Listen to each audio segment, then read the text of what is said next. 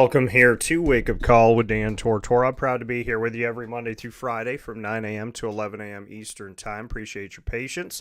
And I am so very blessed to be here today to be able to do what I love and love what I do. And I'm looking forward to the show today. This is my final show of being 37 years old. So I am super excited to have this last broadcast with you before I turn 38, and I'm excited to see what's in store for this year coming up and all that is to come. It's definitely been a whirlwind, and next month my show will officially be, or I shouldn't say my show, my career overall. I will be 20 years a broadcaster, and I can't wait. I genuinely can't wait. 20 years a broadcaster. I mean, I don't want to speed time up. I want to enjoy the time, but I'm excited for it. 20 years that I've been doing this thing. 20 years.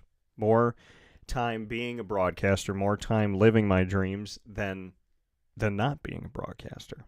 And that is what I hope for everybody, that you can say, hey, I've spent my life chasing my dreams, and I caught them, and I keep chasing them, and I keep doing different things, and I'm excited, and I'm happy, and I wake up every day, and I love what I do, and I do what I love. That's what I want for everybody, truly, because it's not enough for me to have it. I want you to have it, I want you, wherever you are around the world, to know that you can achieve your dreams. You can get there. Right? You can live the life that you want to live. And more often than not, it's going to be even better than what you thought, because your sights aren't, as a human being, we don't see as far as God sees. And so we think, hey, I'm going to do this maybe, and maybe I'm going to try that. But God has this beautiful, beautiful landscape that we can't even see. And he's making stuff. He's bringing stuff together. He's creating. And you never know what's going to happen next. And that's the beauty of it. I'm happy to be here, like I said, with you this morning. We're on youtube.com/wakeupcalldt, facebook.com/wakeupcalldt, and on wakeupcalldt.podbean.com. So however you're tuning into the show, thank you so much for joining me here today and every Monday through Friday from 9 a.m. to 11 a.m. Eastern Time. I do appreciate you so very much, and just want to give you my gratitude for waking up in the morning and having me be a part of your day. Or, if you're already up, maybe you've been up since 5 or 6 o'clock and you're like, you got to turn the show on. So thank you, however you're tuning in, for tuning in, simply. So we have a lot of great stuff coming up for you today inside of monpazpopcorn.com. So what's poppin'? You know that we always bring you our trio of signature Friday segments for TGIF. Thank goodness it's Friday. So we give you our show, or our show topics that we've had for many, many a year. And it'll start with the annoying moment of the week, our longest standing segment ever on Wake Up Call with Dan Tortora, which is the annoying moment of the week. And the annoying moment of the week, proudly presented by Carvel DeWitt, 4322 East Genesee Street in DeWitt, New York. It is what happy tastes like. So the annoying moment of the week is going to be up first, proudly presented by Carvel DeWitt. Then we will get into lead, learn, evolve, ad-lib, and deliver. That's lead, learn, evolve, ad-lib, and deliver is what the acronym stands for in lead. And we have the opportunity to bring that to you, proudly presented by Chick-fil-A Cicero and Chick-fil-A Clay. Chick-fil-A Cicero is temporarily closed for refurbishment, so head off to Chick-fil-A Clay, which you can do when Chick-fil-A Cicero is open, and you can do it right now in the situation where they had to close down for a little bit for refurbishment. So make sure you head out to 3974 State Route 31 in Liverpool, New York, and get yourself those amazing, amazing Chick-fil-A flavors that you love so very much, as well as the new flavors that they've added in. So don't miss a second of that Chick-fil-A goodness, and we'll be bringing you lead. Today's topic is let the pain fuel you. Let the pain fuel you. And we'll talk about exactly what that means. Good morning to Mama. And we'll finish things off with the top dog of the week. Top dog of the week, proudly presented by Canine Camp Dog Daycare and Canine Kampground Dog Boarding, the only places that I would choose for you to bring your furry loving friend and have your dog safe and sound during the day or for a longer stay at the Canine Kampground Dog Boarding. They're both in East Syracuse, right off of Bridge Street, which is right down the road from Erie Boulevard. So very nicely located from a bunch of different ways that you might be coming, be it East Syracuse, North Syracuse, Liverpool. If you're coming on the highway, the thruway, downtown Syracuse, wherever you're coming from, you can get off to Canine Camp Dog Daycare pretty easily down the road. Canine Camp Dog Daycare, 228 Old Bridge Street in East Syracuse. And around the corner is the Kampground Dog Boarding on 242 Johnson Street in East Syracuse. So make sure you make your way over there as well. Let them know the Wake Up Call sent you. So a lot of great stuff coming up. We'll finish the show off today with a special message from me, as this is my final show of being 37 years old. Tomorrow I will officially be 38 at 8:37 a.m. So kind of interesting there, right? I'm 37, I'm turning 38, and 8:37 is when I was born. So if you look at it, you have the 3-7, and if you go the other way, you have the 3-8. So kind of cool, and excited to have a special message for all of you toward the end of this broadcast and throughout. So with that being said, without further ado, it is time for, you know what it is, the annoying moment of the week. Dan Tortora proudly brings you... Is that for real? Are you kidding me? The annoying moment of the week. I really, honestly, I don't know how to respond to this. Presented by Carvel DeWitt, 4322 East Genesee Street. It's what happy tastes like. Do you have to be that crazy? I guess so. The annoying moment of the week. Wow. So, I mean, this is, like I said, this is the longest standing segment I've ever had on Wake Up Call. And so I've had an opportunity to bring you many different annoying moments, and they've been fun. I've had a good time with them. Some of them have been difficult. Some of them have been just sheer comedy. Some of them have fallen someplace in between. My annoying moment of the week for this week, well, buckle up, baby girl, because there might be a few different things for my annoying moment of the week. My first one, I would say, has to do with something that my dad encountered this week, and that's when somebody parks too close. So I was on the phone with my dad, and if you know my Italian Hispanic father, you would know that he doesn't have a lot of patience for when people do stupid things. And not that many of us do, but my dad is the type of person where, like, he'll tell you, hey, what are you doing? Like, this is ridiculous. Like, some people are like, wow, this is stupid. They'll call up their mom and their friend or their whoever, their significant other, and be like, oh my gosh, you'd never believe what this guy did. My dad had parked, and he said he had about 12 inches to get in the car. My dad's got a big truck. And my dad parked in the middle of his parking spot. The person that parked next to him parked all the way over toward my dad, so didn't give him much space. My dad could not get into his vehicle without hitting the other car and obviously hitting his door. So he's on the phone with me. He goes, I'm going to wait for this guy to come outside.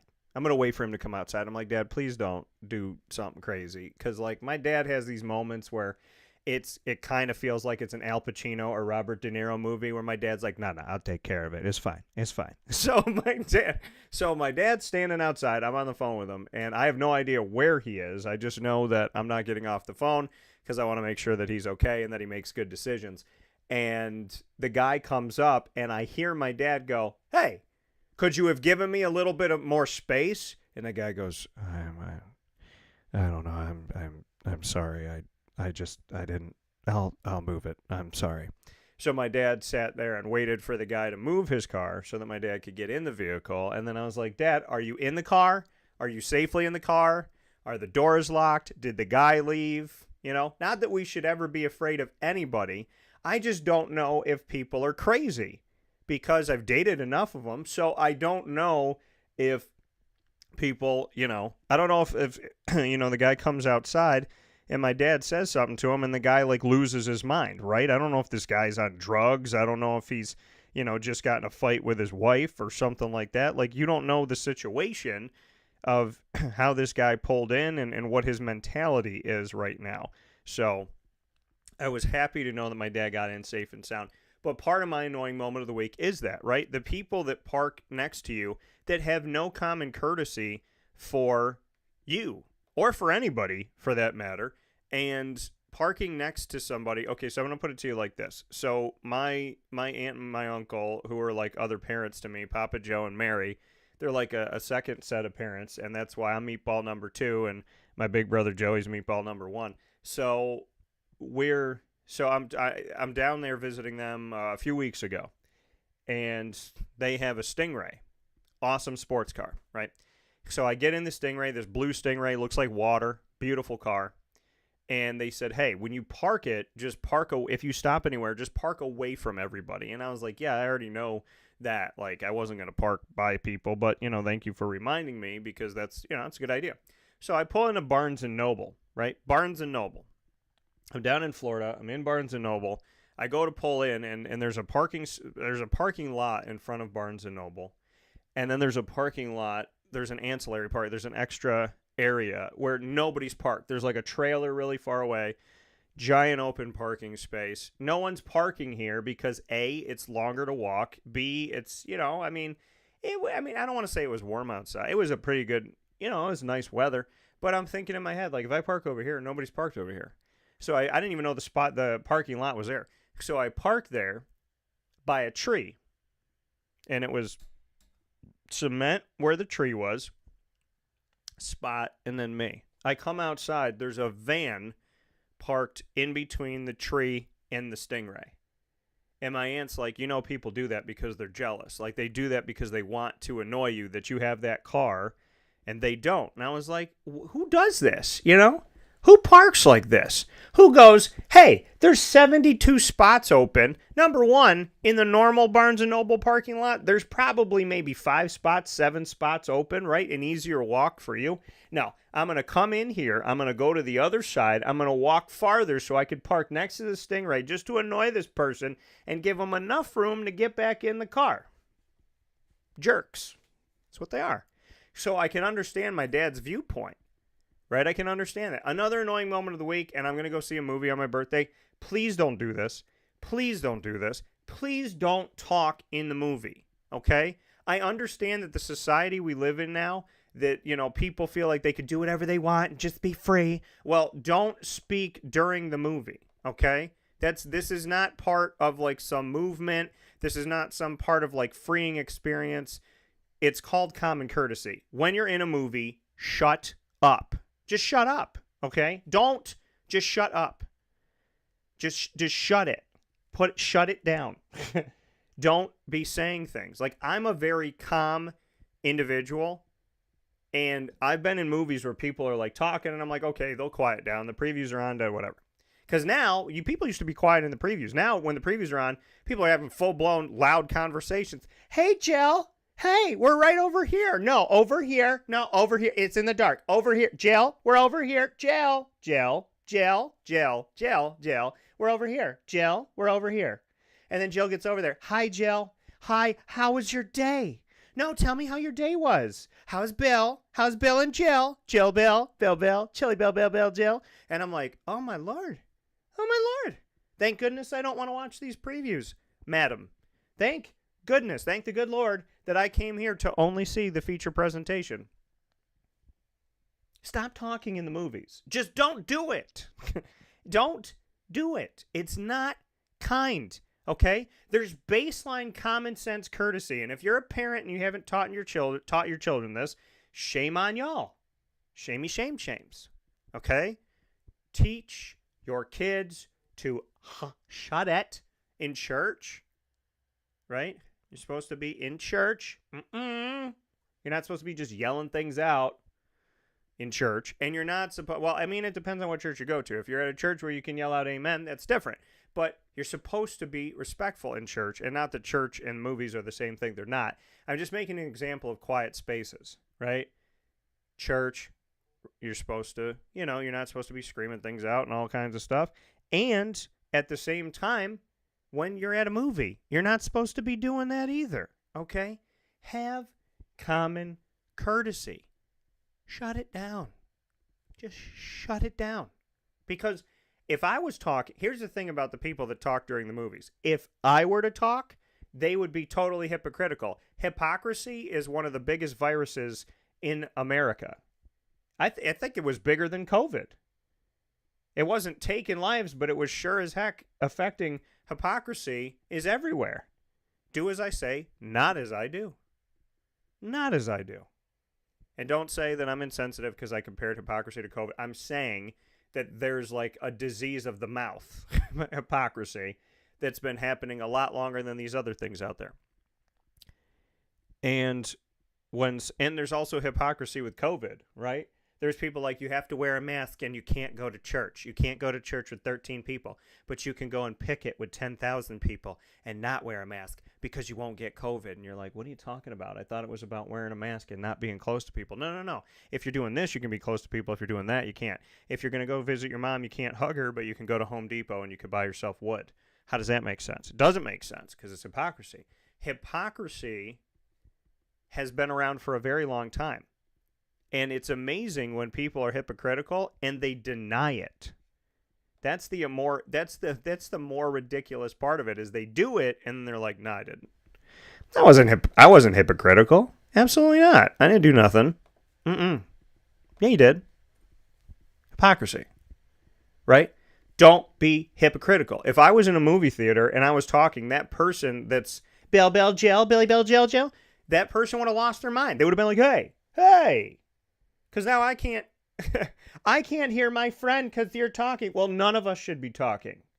We should be watching this. Oh, remember when you walked into the room and you thought to yourself, wow, there's all these chairs and they're pointed in one direction, and there's these speakers on the wall, and there's a one giant screen in front of all of these chairs that are pointed that way.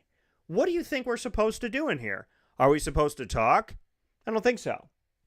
Are there phones to pick up? Nope. Everything's pointed toward this screen. And I'd imagine that these speakers have to do with this screen. So when I'm in this room, lock it up.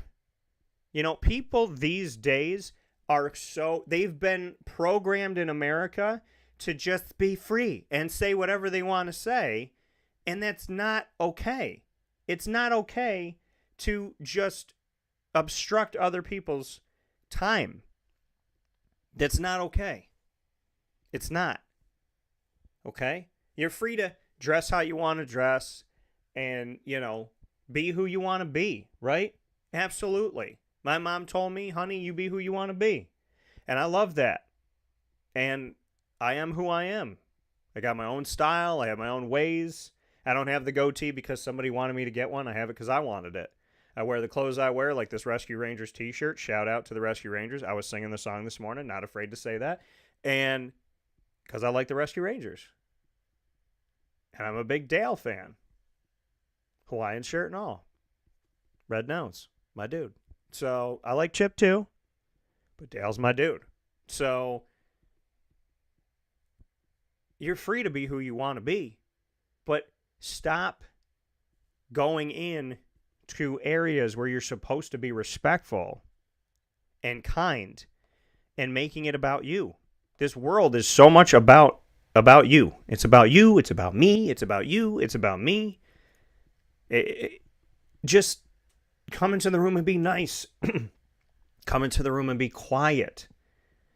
Turn your phone off. I saw one kid, 14 minutes into the movie, he was still on his cell phone. I was like, bro, why did you even come to this movie? Did somebody pay for the movie? Did mom pay for the movie for you? Because if you paid for this movie and you paid $14 to sit in this chair and not look at the movie, you're stupid. I mean, that's a stupid move. Right? That's my money. I can do what I want to do with my money. It's a waste of time. You drove all the way out here, paid a price to sit in this room and be on your cell phone, which you could do literally anywhere on the planet. Why'd you come out here to do that? Right? So the movies to me is something that I love to do. And I understand that in America, people, not everybody, there's those of us that care about other people and are kind to other people, but then we get quiet. And the obnoxious people are loud, right? They want to tell everybody how obnoxious they are. The movie theater was something that was taken away from us, and I love going to the movies. Don't take that away from us, okay? Because hypocrisy is when people want something that they're not willing to give themselves. You don't want me coming in, ruining your day, being loud as all get out, and making it so you can't even hear your own thoughts. So don't do it to us. Don't do it to me. I drove out there, took time out of my life, paid the price to go and see the movie. So shut it down and just watch it. And if you don't want to watch the movie and you want to talk to your friends, then go somewhere else. You can go to a bar, you can go to a restaurant, you can go to a giant open square, but you don't talk in a movie. Plain and simple, you don't do it. Okay? You don't. It's annoying. I mean, I've seen people that were about to get in a fight over the fact that this one guy would not shut up when I was in a movie on Long Island years ago. This guy was just talking, and the whole room was silent. And then finally, one person did what we all wanted to do. He was like, hey, man. Like, I mean, I wouldn't say the same words, but he was like, dude, he's like, shut the blank up there. He's like, shut up. And the guy's like, make me, blah, blah. And it's like, dude, you just want to fight at that point. Like, you just want an argument. You want to fight somebody. If you go into a movie theater and you're obnoxious and somebody tells you to be quiet, which is what you should do in a movie theater, and the first thing you want to do is fight that person, then obviously you're miserable in whatever's going on in your life, and you just want to spread that miserable life that you have to somebody else. And we don't want it. If you're miserable, I want you to get better. I will pray for you. It doesn't give you the right to scream in a movie theater. It doesn't give you a right to be on your phone in a movie theater. It doesn't give you a right to talk in the movie theater. So stop doing it. Okay? Because I don't like it. And it makes everybody uncomfortable because we all want to tell you to knock it off. You know?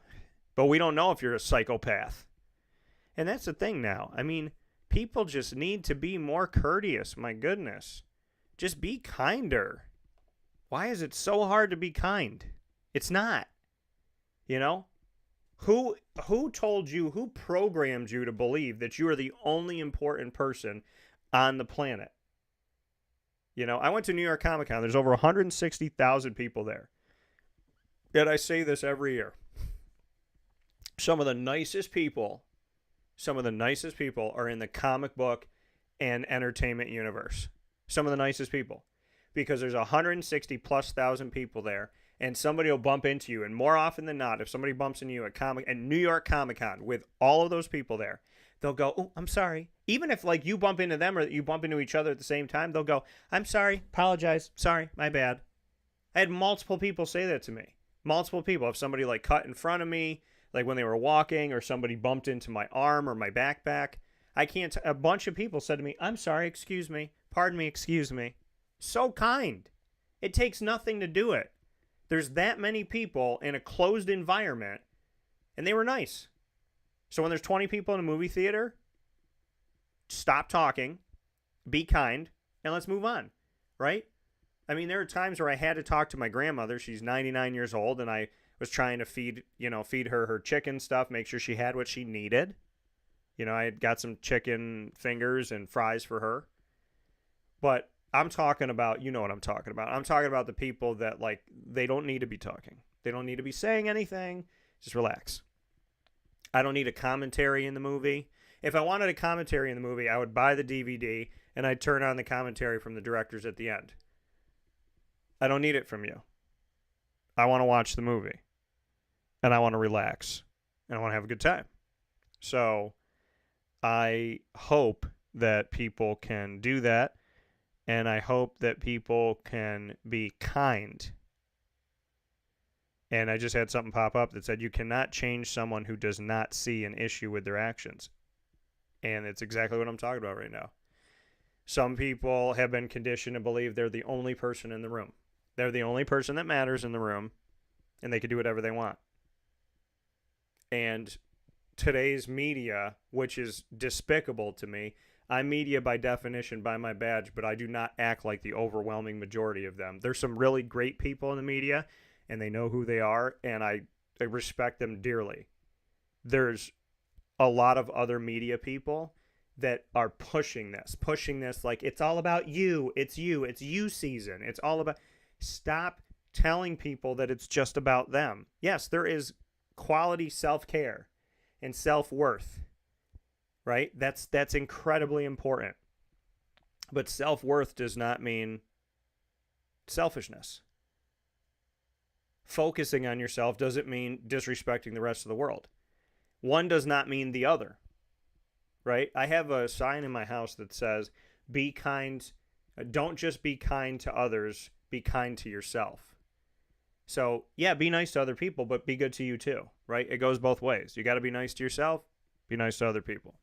It's important. It's all important. So my annoying moment of the week, that guy that did what he did with my dad's parking spot, and then at the same time dealing with people that cannot respect other people in an area, including in a movie theater. Greg said, that is certainly saying something and holds weight, coming from someone that poops on New York culture and mentality. I don't poop on New York culture and mentality, Greg. I don't poop on New York City. I don't poop on their mentality. I've never pooped on their mentality. And I don't poop on their culture. I said I like visiting New York City. I don't like living there. I would never live in New York City. And this isn't New York City. These are people coming from all over the world. A lot of those people that are at the show, they're from everywhere. They're from Delaware. They're from California. They're from Texas. They're from China. They're from Brazil. I mean, they're from all over the place. I don't know when I pooped on New York City culture. I said the subway smells bad, and that's common sense. And it does. But it smells not great. There could be a candle subway smell, and you would know exactly what the smell is. It could say nothing on it. It could say, guess the smell, ? And people would be like, New York City subway. I can smell the wet sock. I can smell the heat. I can bring it all together.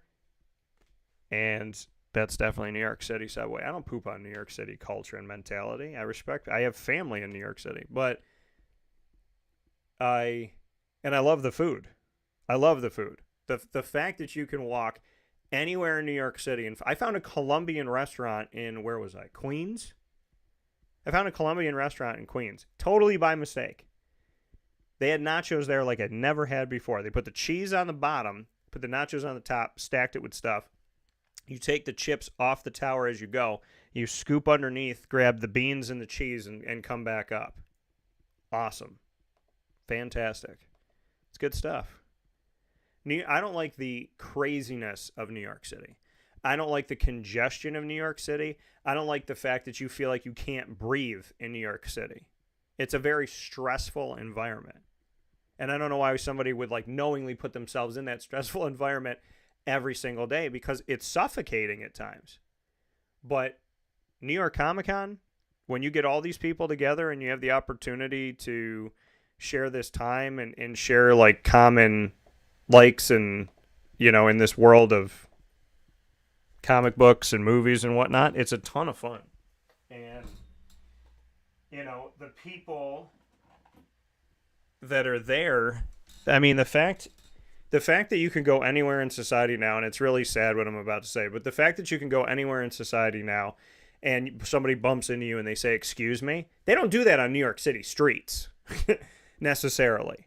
I don't see that on New York City streets, but I see it at the Javits, where the New York Comic-Con is. New York City streets, and they're different, right? It's different. People complain that New York is safer in certain areas now. I don't know why people are complaining about that. They're like, Brooklyn is safer than it used to be. Good. That's a good thing, right? I mean, it should be. We should have safer environments and safer communities. My hometown is Syracuse. I want it to be safer. I want it to have a better environment, right? After 9/11, they showed every city and town in New York State on this map, and they showed how crime went down, the percentage. Syracuse's crime went down the least amount of percent after 9/11. New York City's crime went down 50%. Now, granted, they have more people, potentially a lot more crime, but they went down 50%. Syracuse went from 12 to 11. 12% to 11%. That was ridiculous, right? We should be safer. We're a blue-collar town. There's a lot of hardworking people. There's a lot of families that have been here forever. And, the safety and security of people everywhere is paramount. It's paramount, And I love to visit New York City, and I've said this on and off the air. I'm sure I've said it on the air. I would imagine I have. I've said it off the air a billion times. I love to visit New York City. I don't like to stay in New York City for a long period of time. I love going to the Garden. I like the Barclays. I don't like it as much as the Garden, but I like the Barclays. And they're different. They're just different. I love my sub shop, my sandwich shop that I go to that has the superhero sandwiches. Oh my gosh, so good. The Batman, the best. It's in Brooklyn, by the way. And I love New York Comic Con. I wish New York Comic Con was like every 2 months. I really do. It's expensive. So, if they did it more often, maybe they could make a cheaper rate. But I love New York Comic Con. Love it. But to get back to the annoying moment of the week, I am very hopeful that people can respect each other. When you go to the movies, when you go to a restaurant, this and that. Like if you're, and listen, and people have been through it. I've been through it. You go out to a restaurant, you're dating someone, you're having an argument. You both don't want to be around each other. You don't feel like they're listening to you. They probably don't feel like you're listening to them. And you don't need to take that into a restaurant, right? You don't need to be like arguing while you're eating a cheeseburger. And there's people around, and I feel like a lot of us have done that. Like I've done it before. I didn't grow up swearing, but like I'll say swear words now. And then you look around and there's a kid and you're like, oh my goodness. I can't believe I said that, right? Can't believe I said that word in a vicinity where that child could pick it up. Because the thing about innocence is it's like you used to say, well, when you're a child, you're innocent. But are children really innocent anymore? They're exposed to so much so quickly that, our innocence as people, as kids, it doesn't have a lot of time anymore. It goes so quick. As soon as you hand a kid an iPad, their innocence is gone. Depending on what they're watching, their innocence is gone. It could be gone at 2 years old. It could be gone at 3 years old. I didn't know about the birds and the bees till I was 14, and I think I found out by accident, or I just put stuff together. I was just like, oh, this means that. My parents never had the conversation with me. Like, I was not a kid that was trying to get myself in trouble. I didn't know about drugs. I didn't know, I knew to stay away from them, but I didn't know, what they look like or where I could get them. I didn't want them. So, and it's I feel like it's how you're raised, and it's how much trust your family puts in you. My parents didn't have a liquor cabinet. My parents had liquor in the dining room that was wide open. They literally had a piece of furniture and hard liquor all over it. Because my parents never really drank anything. You would see them maybe open a bottle if somebody came over once a year. And so they had this open area of alcohol. And I walked by it every single day. And to me, I just treated it like it was like a plate that was on display. It just looked like alcohol on display. I looked at the bottles. I remember what the bottles look like. I remember some of the pictures on the bottles and whatnot, but I never touched them.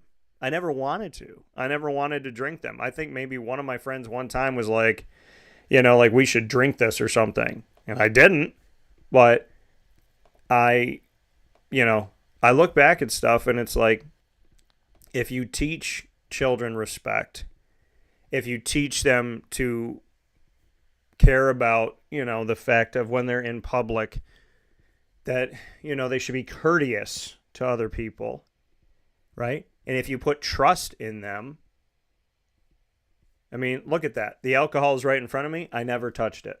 I've never been drunk. I'm 37 years old. I've never been drunk. And I had an opportunity to drink alcohol in my house with it being so accessible. I could have drank it 10 years old.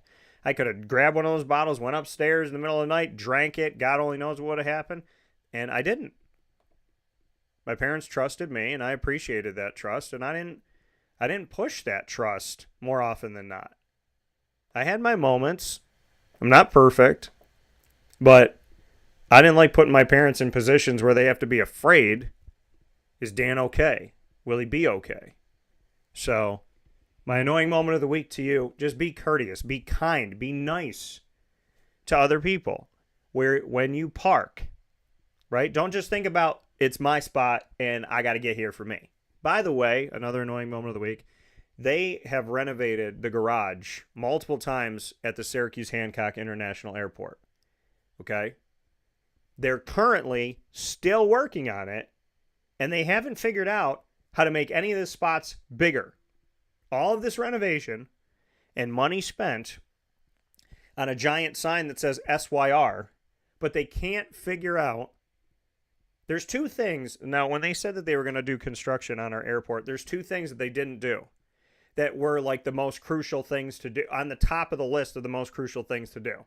Some of the most important things to do. Besides overall safety, overhang, right? What did they do? They renovated the Syracuse airport. You walk outside, no protection from the elements. What does it do in Syracuse 5 to 6 months out of the year? Snow. It also rains. So there's no cover.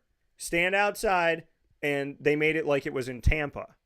They did all this renovation, didn't spend any money on an overhang that when you walk outside and you're waiting for your ride, that you can be protected from being rained on or snowed on or hailed on or whatever. Mistake number one. That's an annoying moment of the week. I'm saying it because I traveled this past week, and you notice it. And the parking spots, every time you park in the garage in Syracuse, you have to think to yourself, someone could hit my door. Why? Because the parking spots are way, way too close. In order to get out of the parking spot, I'm happy that I'm skinny. In order for me to get out of my parking spot, I have to open the door, hold on to it at times, and slither out, right? Just like a Diamondback. Shout out win last night. So, I was going to sneak it in there. You know I was. But, I mean, when you think about this, it's really difficult to park in the garage at Syracuse's airport. It's not fun to park in the garage at Syracuse's airport. Not at all. It's not. And they haven't made the spots bigger. They talk about construction this, construction that. They have blocked out an entire middle part of it. Still, I don't know why. It's still blocked out. I can't figure out why it's blocked out, but it's still blocked out. And when you park, you have to get into this spot that's not big enough as is, and then you got two cars next to you. I mean, one of the last times I went to put my luggage in the back, I was like, should I pull out and put my luggage in? Or should I just try to send it in there without my door hitting this guy's car? So we got to make the spots bigger.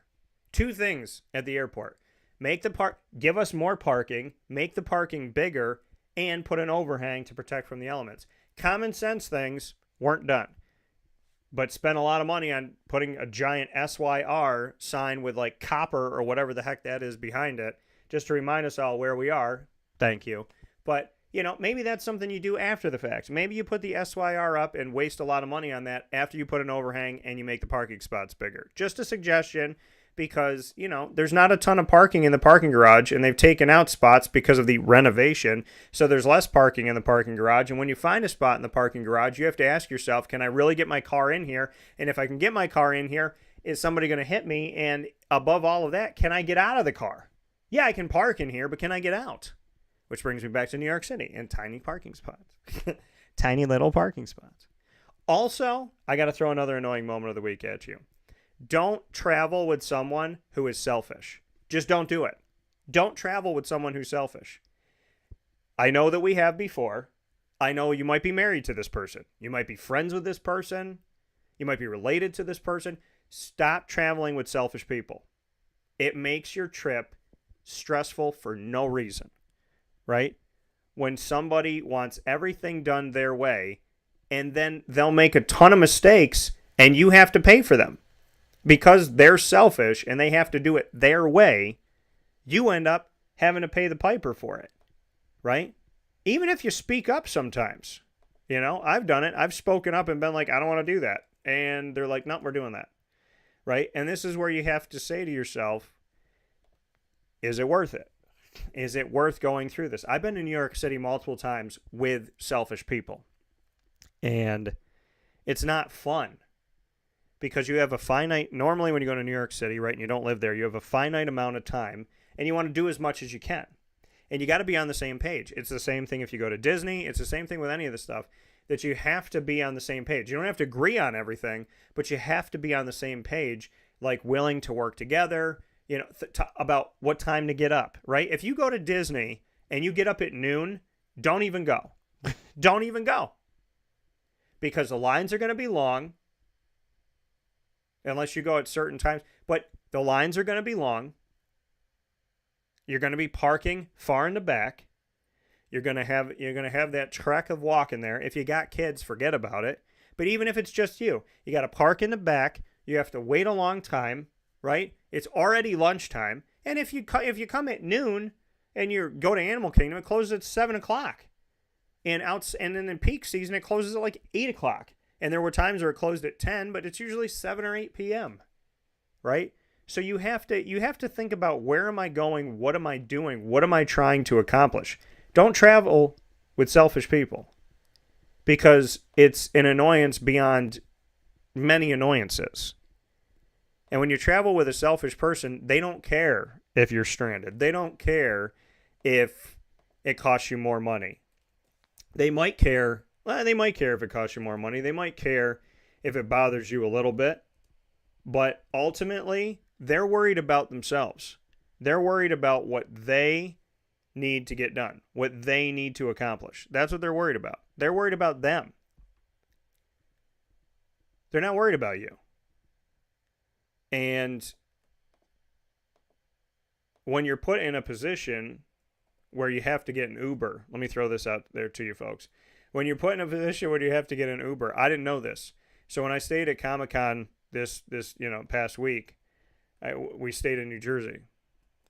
And I didn't know this. But apparently, people can deny you a ride on Uber. Not because of anything you did, but because they don't feel like doing it.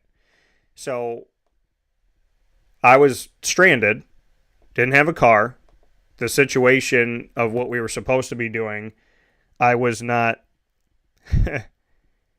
what was said to me was not carried through. And so I was left stranded. And in being left stranded, I had to find a way to get to New York Comic Con. Well, you take an Uber. Well, I'm 35 minutes away from where I need to be. So I call the first Uber. Lady shows up. She goes, if you're going to New York City, I'm not taking you. She goes, New York City, not taking you. So I told her, I said, then you cancel the ride. If I cancel the ride, I have to pay for it. You cancel the ride. She laughed at me, and I had her trunk open because I was going to put my stuff in it. I didn't shut the trunk until she told me she was going to cancel it. I was like, you cancel it, and that's fine. I'm standing in the rain. She comes to pick me up. It says, I'm not taking you to New York City. Next guy comes up. He goes, what's up, bro? He puts his window down a crack, and he goes, what's up, bro? Yeah, I sent you a text. I'm not taking you to New York City. I don't go there. And then he went to drive away before I could even say anything. And I was like, wait, dude, what do you mean? He's like, yeah, I'm not going to New York City. I don't do New York City. So he goes. So I'm still standing in the rain. Third person comes up. This guy on the Uber says he's from New York City. I was like, okay. So maybe he'll go back to New York City. He comes. He pops the trunk. I say, oh, thank God. But I thought about that as an annoying moment of the week. I didn't know that Uber drivers could be like, yeah, you know how you thought I was picking you up and you were waiting for a ride and it said I accepted your ride and then I came here to give you a ride? Yeah, I'm not giving you a ride. It says I am, but I'm not going to do it. And I told them both. I said, then cancel it. I'm not paying for you guys to come here and deny me that you're going to give me a ride. That didn't even make any sense. It cost enough outside of that. And that's the other thing. That's the other thing in a big city. Or, I mean, it doesn't even have to be a big city, but that Uber can charge whatever it wants. It cost me $90 to go from the airport to Comic-Con. And when I went from Comic-Con back to the airport, it cost me $111 the second time around. $90 and $111. So it cost me, I want you to think about this for a second, it cost me $200 to take 2 Uber rides, one to the airport and one to the airport and one from the airport to the same place. $200. $200. Let that marinate for a second. 200 bones. Gross.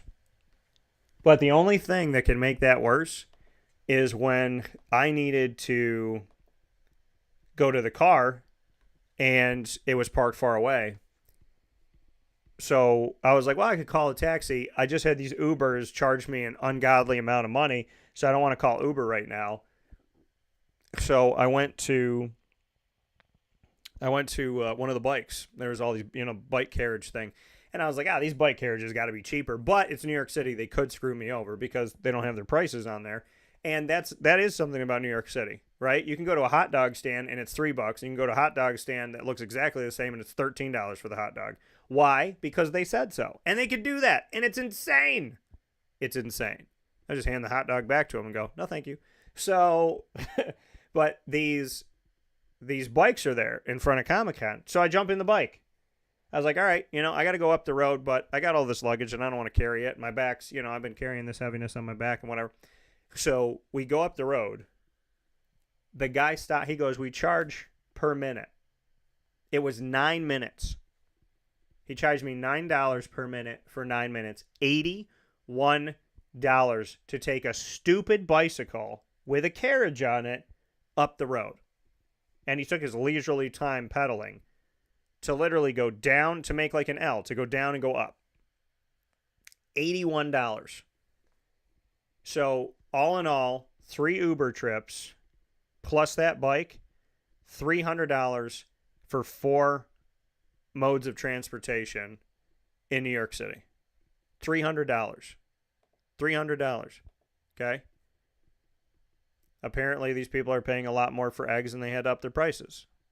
But to me, it's crazy. You don't do that. Like, I'm a business owner and I feel like all of my prices are fair compared to what I should charge, to what other people charge, to what other people charge to do a third or an eighth of the work. To do an eighth of the work that I'm promising, they might charge twice the price. And for me to do so much more work and I'm charging half of that. And then you go to these places where they're charging you an ungodly amount of money. And it's like, yeah, I work hard for my money. Thank God I have it. But that doesn't mean I want to spend it on a freaking bicycle ride. So, my annoying moment of the week, again, people being courteous and kind to other people. How do you come to pick somebody up in an Uber who has no way to get to where they're going, and then you look at them in the face and you go, yeah, I'm not taking you. I'm not taking you. Just wanted to come here and let you know that I'm not taking you. And you're like, cool. That's nice. I'm sure you would love it if somebody showed up just to be like, hey, screw you, have a good day. And so, now that they said it, but you felt that way. You felt like, what the heck, man? Like, I got up, I got ready, I gave myself time. But luckily, the other guy, the third person, third time's the charm, he got me there within 20 minutes of when I wanted to be there. So I didn't get there at 10 o'clock, but I got there like maybe 10:22 or 10:23, and I still got to do everything I wanted to do, so shout out to him for that. But don't travel with people that are selfish. And when you do travel, I don't know how to alleviate the issues with the Ubers and all that because, if you want to drive in New York City, that in and of itself is somewhat of a nightmare. So it's hard. It's hard in a place like New York City to figure out what to do because I for sure do not want to drive there. And to find parking there, especially during Comic-Con, is outrageous. So when you don't know who's screwing you over and who's doing this and doing that, the guy looks at you and smiles and says it's $50 to park your car, but maybe he charged his buddy $20 that came in this morning. You don't know. And some of these prices are not even there, right? You just walk into a place, you're like, how much does it cost? And then they make up a price on the spot, right? It's like walking into a restaurant and having a menu with no prices on it. And you're like, how much is the steak? Well, today it's $42, but if you came here yesterday, it was $20. Oh, cool. Give me yesterday's price. I can't. That was yesterday. I don't do that. And I don't know how people live doing that stuff, but to spend $300 on 3 Ubers and a bike ride, that is absolutely an annoying moment of the week because it's not fair and it's not right and it's unnecessary. And if you look at Uber in New York City, you look at the charges you have. This one guy charged me 95 cents for waiting for me. I stood in the intersection where he was. He went to the other side of the street and went down the road. So the time it took for me to call him and try and find him in the rain and walk over to him, he charged me for that. Then down in New York City, you get charged a black car fee. If there is a black car for Uber that picks you up, you get charged for it. Whatever car it is, if it's black, I don't know what this means, but you get charged for a black car fee. So I'm looking at the price of my trip and then these like 4 or 5 fees. Black car fee, New York State freedom fee, whatever the heck that is. Like, I mean, you look at this stuff and you say to yourself, what are these fees, right?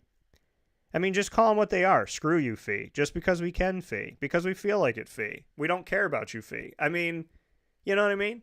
And I'm not saying New York City is the only place that does it. It's the place that I've experienced it. I've never experienced a black car fee anywhere else. I don't even know what that means. So, but to be charged 95 cents because I'm walking in the rain trying to find you and you parked down from where you were supposed to be, don't charge me that. Right? As soon as they put, and the thing is, if anybody's ever taken an Uber or a Lyft or a taxi, well, a taxi's different because they'll come up to you, but an Uber or a Lyft or whatever, when they park, more than half the time, you don't know exactly where they are because it's not easy, right? Especially in New York City, especially in a busy city. When they park and you're trying to find them on the phone, you're looking for them, they're looking for you, and they're charging you while they go. And some people just drive away. Oh, you're not where you're supposed to be. Goodbye. No. Am I not where I'm supposed to be? I don't know where I'm supposed to be. I remember I called Ubers when I went to games in, Cincinnati and different places, and I'd never been to these cities before. And the Uber's like, I don't know where you are. And they're driving around, and they're like, well, you're supposed to go here. I don't know that. I've literally never been to Cincinnati. And you're like, well, all the Ubers pick up over there. There's no sign for it. None of the security guards knew where to tell me to go. The only person that told me anything told me to come out here. I don't know any of this information, but you're going to charge me because you sat and waited for me? That's ridiculous. I don't know where I'm going.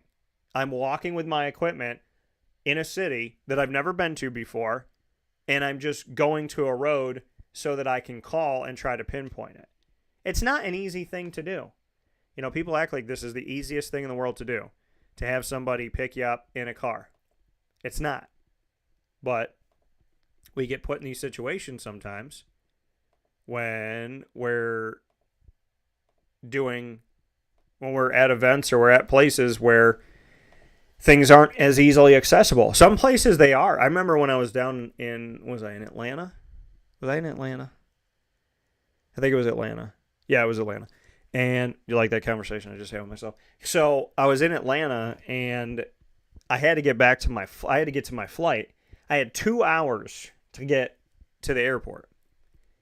And I'm walking around the stadium asking security people and grounds people, where is the Uber and Lyft pickup? And nobody could tell me. So I just kept walking back and forth, back and forth, back and forth, back and forth.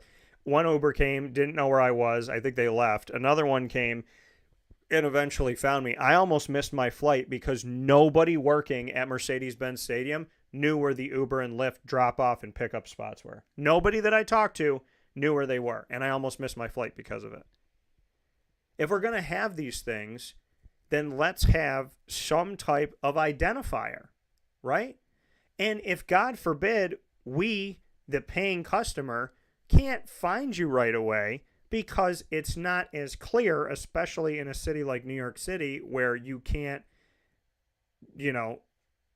easily, arguably park in most places. Give us a break, right? Especially if you've never been to the city before. So it's absolutely an annoying moment of the week for me because that was outrageously frustrating to be in a situation like that. And, you don't know where you're going. You know where you're trying to get to, but you don't know where am I supposed to stand? Where do they normally pick up? Where is this? Where is that? You know what I mean? And even if you found out this is where they're supposed to be, well, this person that could come pick you up could park in a totally different area. And then you're like, okay, cool. Nice. This guy that picked me up, I was like, maybe he won't charge me because he was nice about it. No, charge me 95 cents. And it's like, well, Dan, it's 95 cents. No, it's on top of everything else. It's a $111 trip to go to the airport. $111. That's ridiculous. That's almost the price that I pay to rent a car for 3 days in Florida. 3 days to drive wherever the heck I want. It's almost the same price. So, again, we come back to common courtesy. We come back to kindness. We come back to thinking of other people. Why are we charging this much? Why are we overcharging this much? What the heck is a black car fund fee? Because I never got one when I had a black car. So, what does all of this mean? But, I had a great time. I had a wonderful time at the show itself.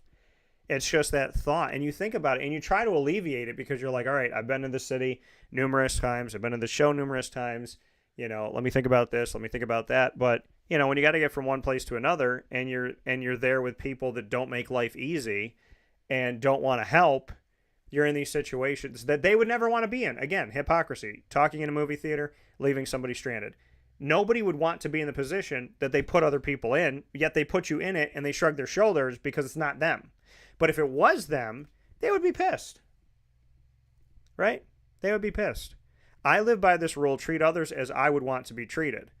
But there's other people out there that are like, treat people the way I treat them and not the way I want to be treated because I would never want them to do to me what I did to them. 99.9% of the time, somebody will be like, yeah, I did something.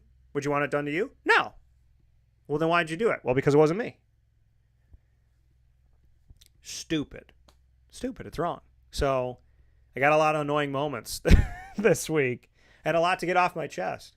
But it's reality, right? It all comes back to common courtesy, responsibility, kindness, compassion, and selflessness instead of selfishness.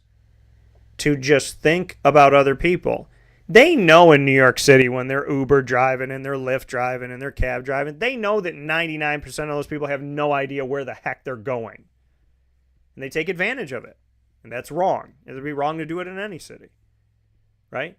There's a lot of beautiful things about New York City. Transit, tough. It's a tough thing.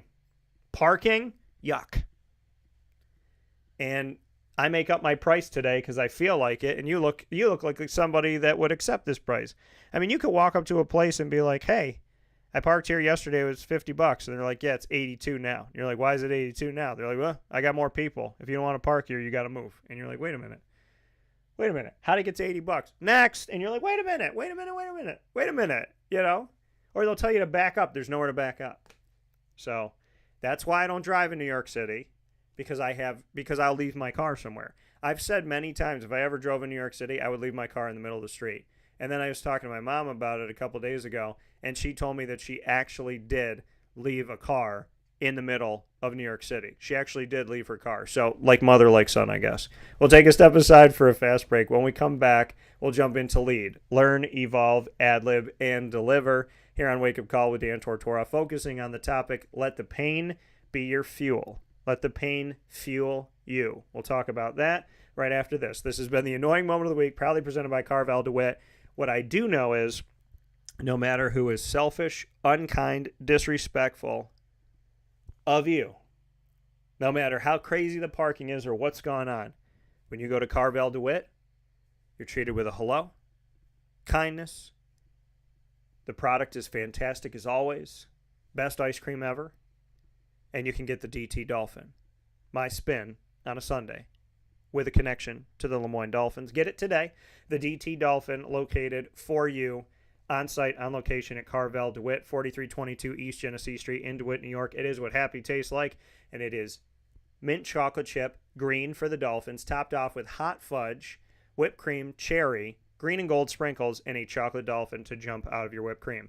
So when you look down at your thing and go, oh my gosh, I can't believe I paid this much for my Uber, and you just want to be mad, and you think to yourself, well, when I go home, I get to go to Carvel DeWitt and get a DT Dolphin. It does lighten the blow. So it does. You're like, oh man, I can't believe I paid that much for. What was I talking about again? So make sure you get your DT Dolphin today. We appreciate you all. Thank you for supporting local, supporting the community, and supporting the longest standing Carvel franchise in America on 4322 East Genesee Street in DeWitt, New York at Carvel DeWitt. We'll take a step aside. We'll be back right after this, where sports meets life. Hi, this is Amy from Mother's Cupboard, home of the whole frittata. We are open daily 6 a.m. to 1:30 p.m. For takeout orders, call 315-432-0942 and tune in to Wake Up Call with Dan Tortora for our monthly food challenge, and try our Wake Up Call signature menu item, available 7 days a week. Here at Mother's Cupboard, we are Central New York, and it's our honor to serve you. Ma and Pa's Kettle Corn and Popcorn Factory remind us that every day is worth celebrating. Find them at 201 Old 7th North Street in Liverpool, New York. Open Monday through Saturday in-store and all the time online at maandpaspopcorn.com. Serving our Central New York community and beyond, you can order all throughout the country at maandpaspopcorn.com. And remember to get your tins, which have in-store half-price refills forever. Ma and Pa's Kettle Corn and Popcorn Factory, available to you for fundraising and all of your events by calling 315-450-6272. That's 315-450-6272. Ma and Pa's Kettle Corn and Popcorn Factory. How corny are you?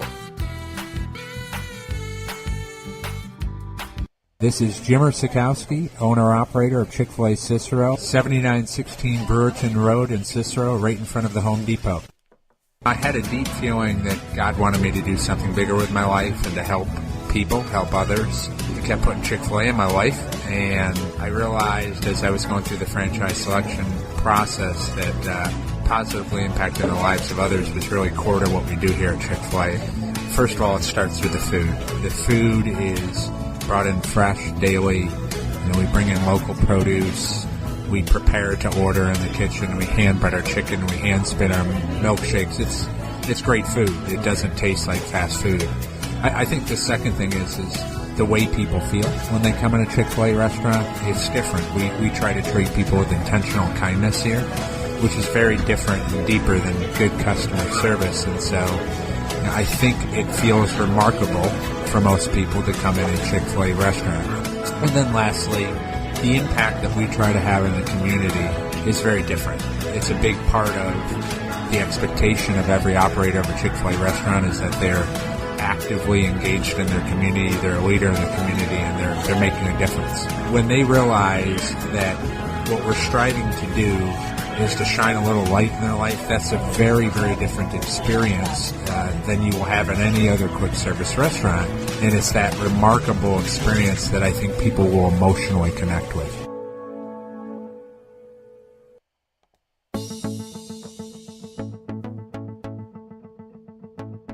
Avicoli's, located on the corner of Route 57 and Wetzel Road in Liverpool, New York, has been your trusted neighbor for decades. Located just steps from Liverpool High School, we're happy to have the Liverpool Warriors on-site, on-location broadcast at Avicoli's through Wake Up Call with Dan Tortora every single month, featuring student athletes, coaches, and administration throughout the year from Liverpool High School. Head out to Avicoli's today on the corner of Route 57 and Wetzel Road in Liverpool, New York, open Tuesday Tuesday through Sunday for lunch, dinner, and drinks. We'd love to see you out there. And of course, you can call them at 315-622-5100 for takeout, delivery, and catering. That's 315-622-5100. And also find them on myavocollis.com. That's myavocollis.com.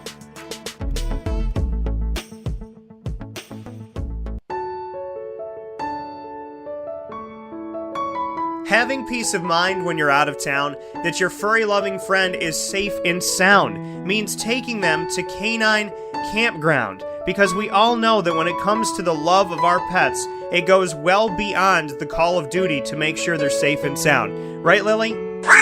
So take a ride to 242 Johnson Street in East Syracuse, New York, and see Canine Kampground and where your dog will be staying in the classic cabin, the executive cabin, the grand cabin, or of course the luxury cabin, because if you know Lily, you know she loves luxury. Now you don't have to wait to the last minute to find a family member or a friend that'll take your dog for a few days.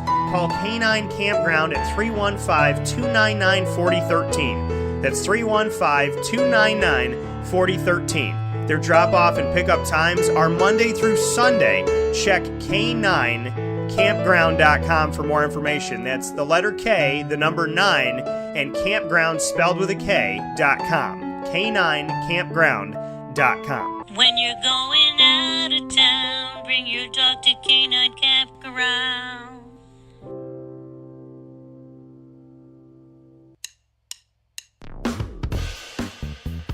PB&J's Lunchbox, the food truck that you love finding all throughout central and upstate New York, now has a street-side cafe. So when you're craving their traditional favorites as well as their out-of-box amazing menu items, you can now head to 663 Old Liverpool Road in Liverpool, New York. Located just minutes from the highway, the Thruway, Destiny USA, and Onondaga Lake Parkway, PB&J's Lunchbox Street-Side Cafe is there for you Monday through Saturday from 9 a.m. to 7 p.m., serving breakfast, lunch, and dinner all throughout the day. Get breakfast for dinner, dinner for lunch, whatever you fancy, including their award-winning grilled peanut butter and jelly sandwich. Find them at 663 Old Liverpool Road in Liverpool, New York. PB&J's Lunchbox, where we love to know what's in your lunchbox.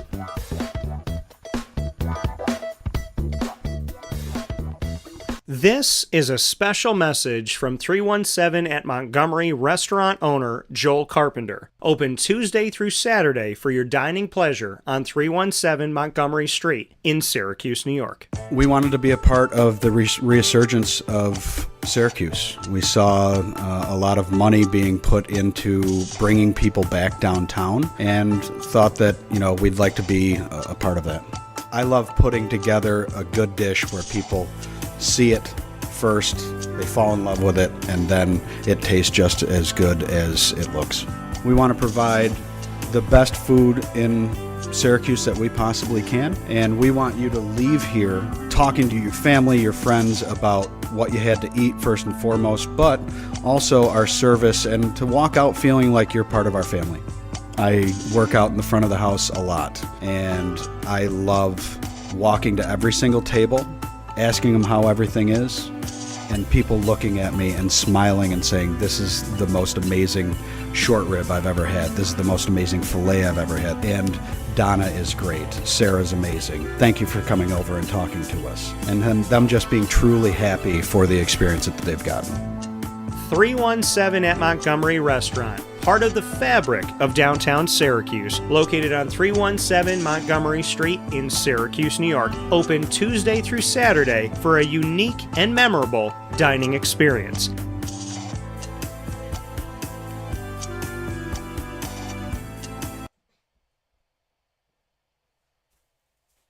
Welcome back here to Wake Up Call with Dan Tortora, hanging out with you where sports meets life here this Friday, and always appreciate you being a part of the show every Monday through Friday from 9 a.m. to 11 a.m. Eastern Time. We just brought you the annoying moment of the week, proudly presented by the fantastic team at Carvel DeWitt, 4322 East Genesee Street in DeWitt, New York. It is what happy tastes like. And it is now time for me to jump into lead, learn, evolve, ad-lib, and deliver.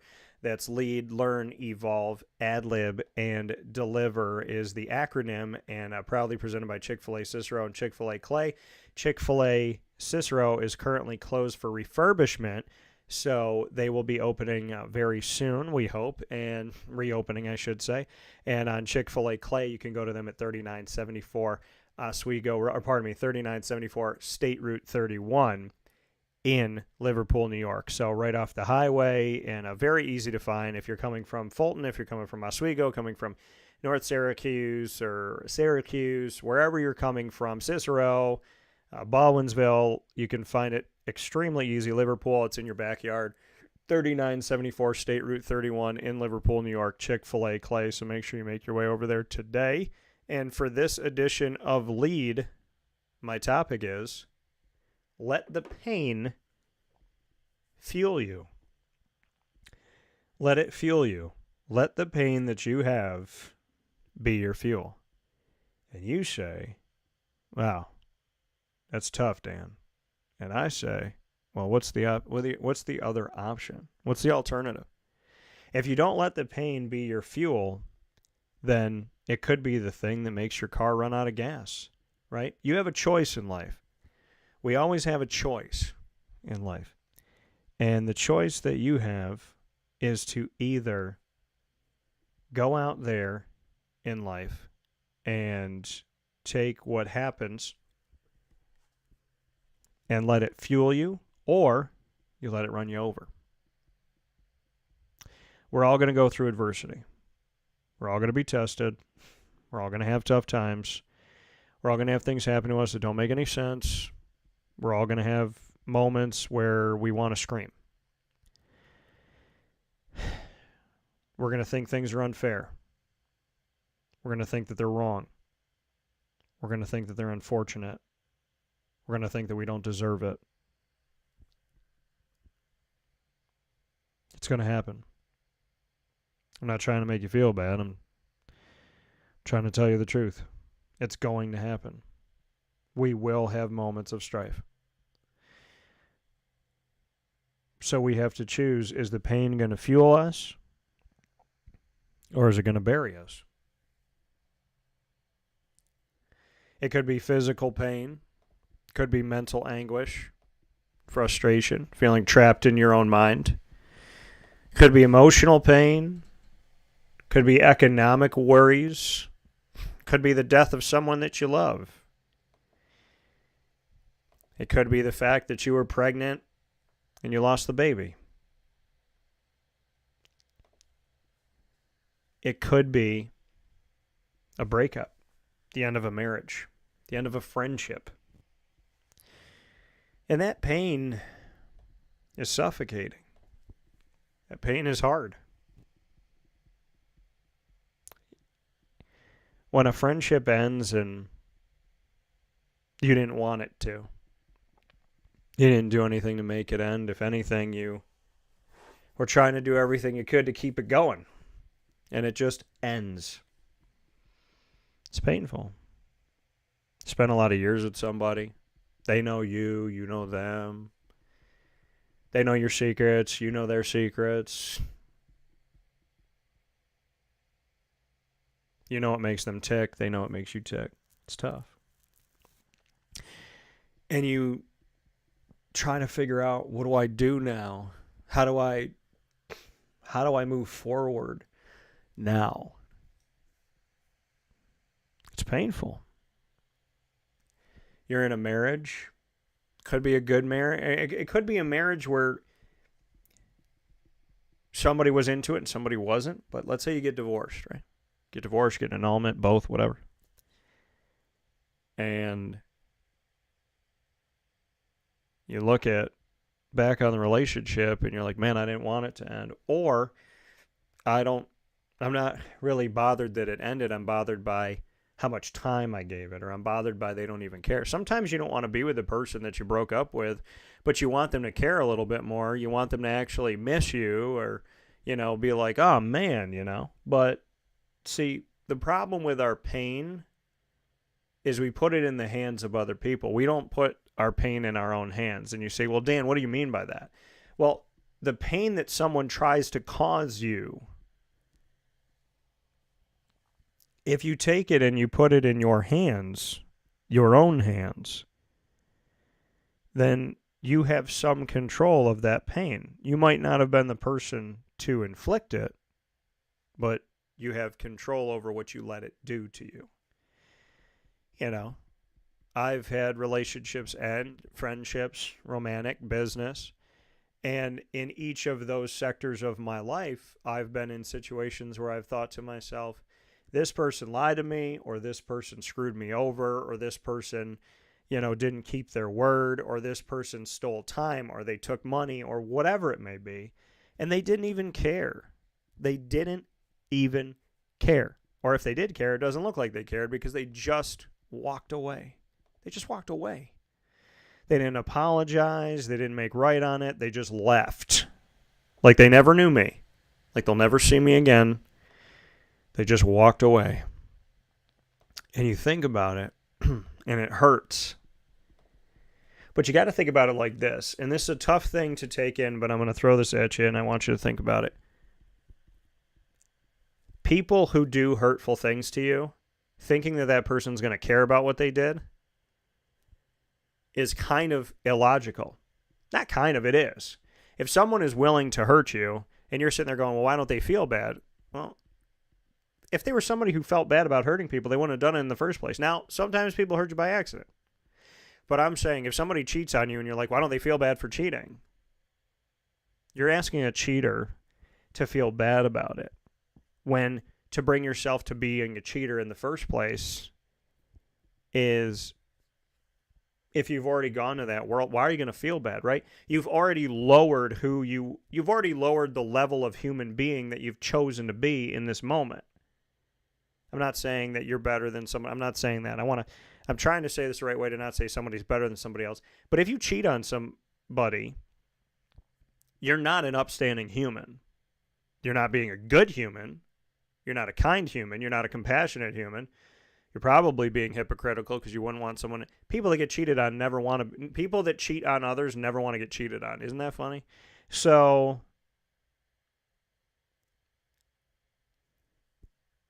you lower who you've chosen to be, right? And because the average human being shouldn't do that stuff. But it's painful, right? And you say, okay, well, they cheated on me. Why don't they feel bad?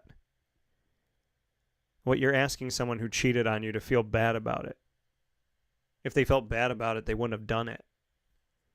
If they felt bad about it, they would have told you before you caught them. Right? We're not perfect. We all make mistakes. But I don't think you mistakenly fall into the arms of somebody else. I don't think you mistakenly tell people lies. I don't think you mistakenly,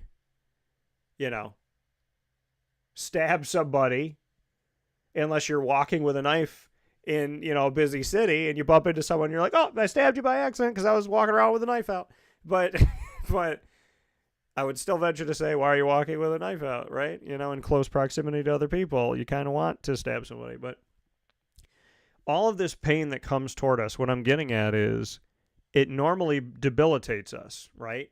I can't believe that person said that to me. I can't believe they did this to me. I can't believe they cheated on me. I can't believe they lied to me. I can't believe this business owner did this. I can't believe this person didn't pay me what they were supposed to pay me. I can't believe that I wanted to spend my life with this person and they did that. We can never believe what they did, which is fine. It proves that you're a good person. If you can't fathom doing what somebody did to you that was so horrible, that's good. It means you have a conscience still. It means you have morals and values. And hopefully you believe in God and you believe in the fact that you have to answer to somebody. Because you do.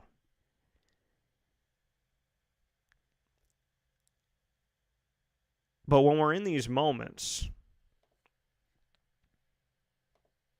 the pain normally controls us instead of us controlling the pain. And you say, Dan, how do you control heartache? How do you control pain? You put it to good use. I was in a relationship. The girl I was in a relationship with, we were very different in very big ways. Now, we had things that we connected on. We had things that we could work together on. And I think that we were two bosses, right? Two alphas in the same room.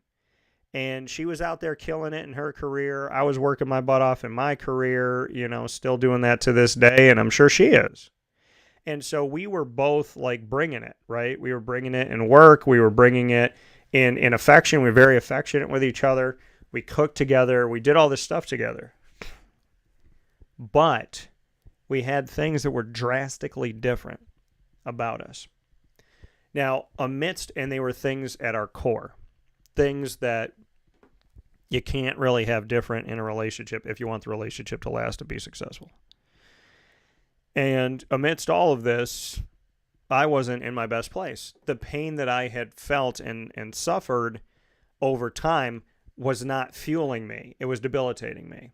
And it made me change who I was toward myself, who I was toward her. And I wasn't nice. I wasn't nice to myself. I was constantly worried and paranoid about everything because I didn't want to admit it, but I was in pain. I was in pain from relationships that had gone bad. I was in pain from my marriage that had gone awry, not because I missed her, but because I couldn't believe somebody would waste that time and do those things to me. And so, because I was the type of person that, like, I wanted to get married once and have kids, and that's it. I believe in marriage. I believe in commitment. I believe in honoring things. I believe in being good to each other. I believe in being a team. And I had married somebody who was nothing that I needed. Might have been a couple things I wanted at times, but was nothing that I needed. She just wasn't a good partner. She wasn't a friend.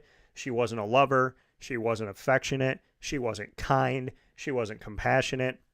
She didn't take time to do things consistently. She always wanted me to feel guilty about certain things. If I had success in my career, she wanted me to feel bad about her career. And we just didn't click. She wasn't my partner. She wasn't my teammate. She didn't support me. She wasn't there for me consistently. In the beginning, she was. But when her family attacked me and they were mean to me and they were hateful and exhausting, she just sat in silence and was basically like, either you learn how to deal with it or take care of it on your own, but I'm not helping you. And that was all unhealthy. And that unhealthy, I didn't heal from. And I brought it into other relationships. And I didn't let the pain fuel me of what happened with her and what happened with other friends, what happened in other experiences. I let it cripple me. I let it change me. I let it debilitate me. So, when I speak about these topics on the show, I'm speaking from first-person perspective a lot of the times because I don't believe, how can I help you if I can't, be a person that can sit here and admit when I'm wrong, admit when I can grow, admit when I can be better. And so I went into this relationship down the road from there after everything had happened with my ex-wife and whatnot. And I wasn't at my best. And I let the pain just nightmare me all the time, constantly bother me. And it ended my relationship. And when that relationship ended, even though her and I were not equally yoked, we were not going to connect with each other. It's something I never wanted to listen to in the Bible, and it always frustrated me because deep down inside I knew people were right. But when you're not equally yoked, and what that means is when you don't have a similar faith and you don't have similar values and morals, no matter what is good in your relationship, you're going to continue to repel each other. It's going to be a problem. You're not going to have a healthy, consistent, successful relationship. And in this relationship that I had with this woman, she didn't believe in God, and I do. Very much. She very much didn't. I very much do. But the relationship ended, and it was my fault. I was not myself. I was not healthy. I was letting the pain of my past just cripple me. And so we break up, and I learned how to let the pain fuel me. She wasn't going to get back together with me. I can't make her get back together with me. So I started talking. I started, talking to God, yelling, singing, screaming, trying to just get the energy out. And then I was like, you know what? I'm trapped in my house. I'm going to take a walk. So I took a walk. And then I took another walk. And then it was 10 days. Then it was 20 days. Then it was 40 days. Then it was 80 days. And I had taken over 1 million steps in 80 days, which is insane. Then it was 100 days. And it was 200 days. And it was 300 days. We kept going. We kept going. We kept going. Changed my body. Changed my physique. Started to make my stomach, my torso look like how I wanted it to look my whole life. Started to feel better about myself. Started to heal. Because I let the pain fuel me. That pain that I felt from a relationship ending that I could not control and I could not fix and I could not make better and I could not bring back and I could not make her love me. That pain, we've all been there, right? You can't make somebody love you. You can't make somebody be with you. You can't make somebody see your value if they don't want to. And if it's just not right for them. By the way, if somebody doesn't want to date you, I want to tell people this because I feel like people need to hear this because people let other people bother them so much, and I've done that too. If someone doesn't think you're attractive, it doesn't mean you're not attractive. It means you're not attractive to them. If someone doesn't think you're smart or funny, it doesn't mean you're not smart or funny. It means you're not smart or funny to them. Stop making these people God, okay?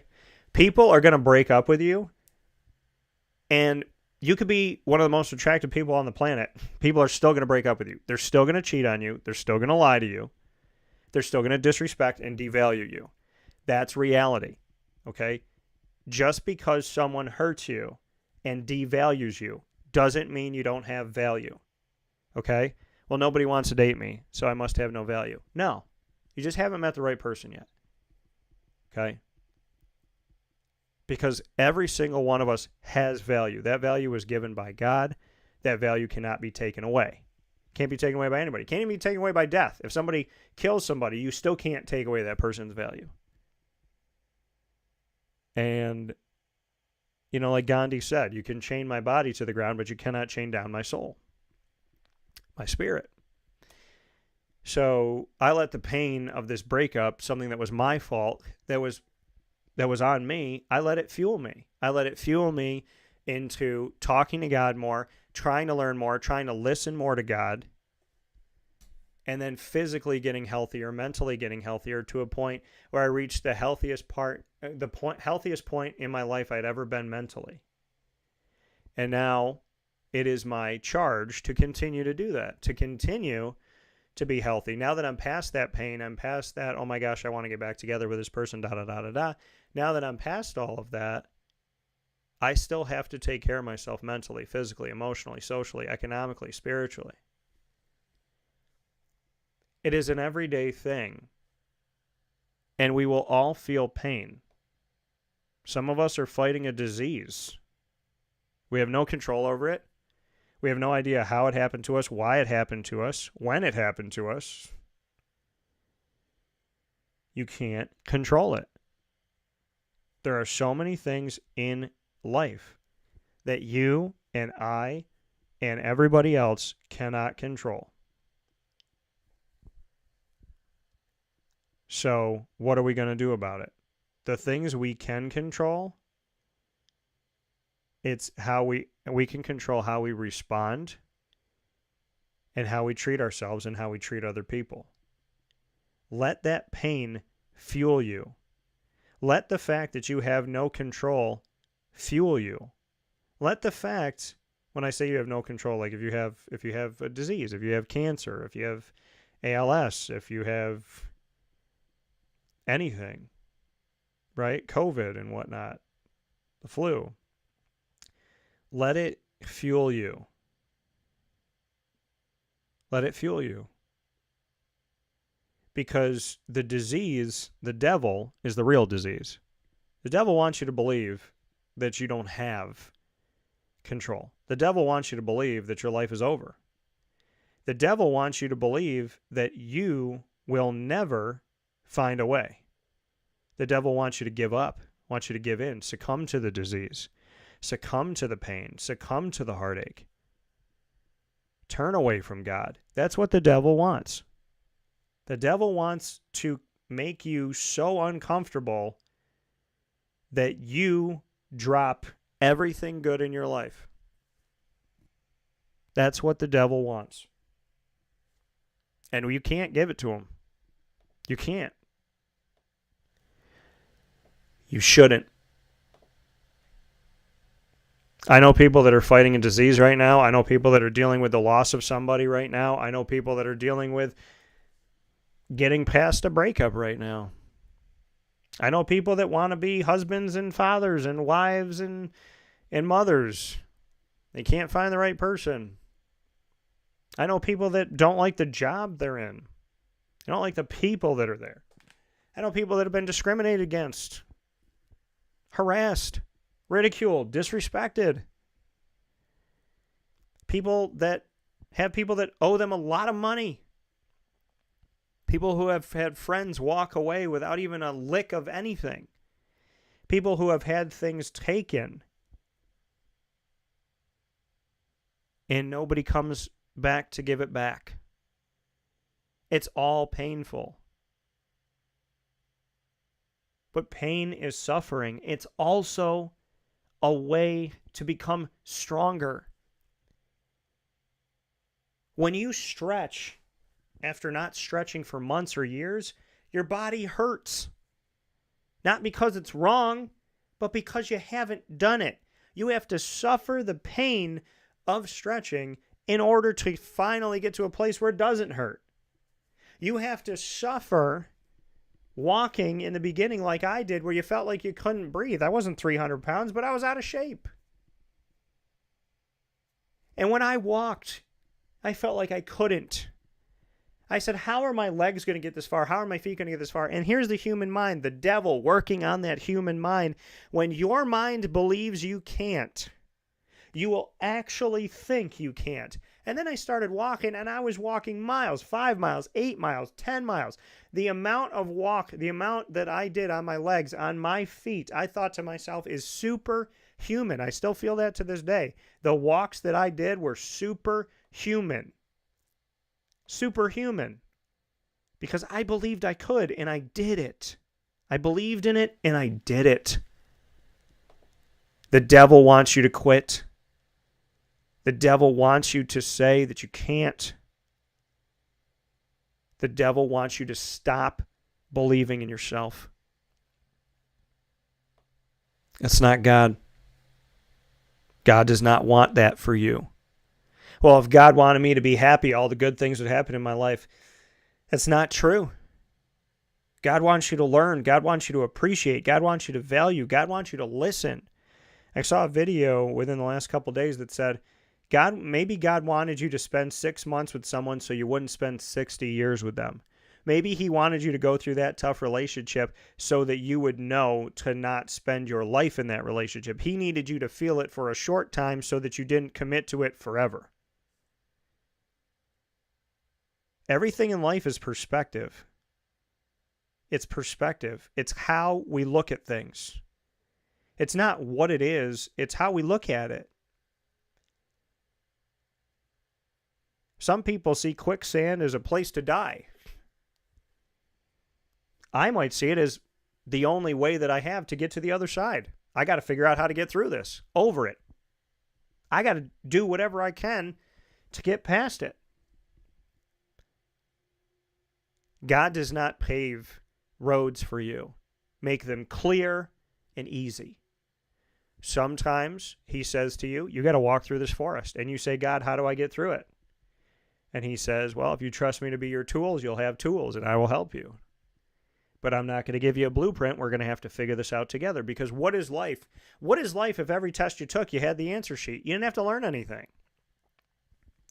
And to the people that say 2 + 2 is 5, please just do us all a favor. Go to a bunker. Spend some time by yourself.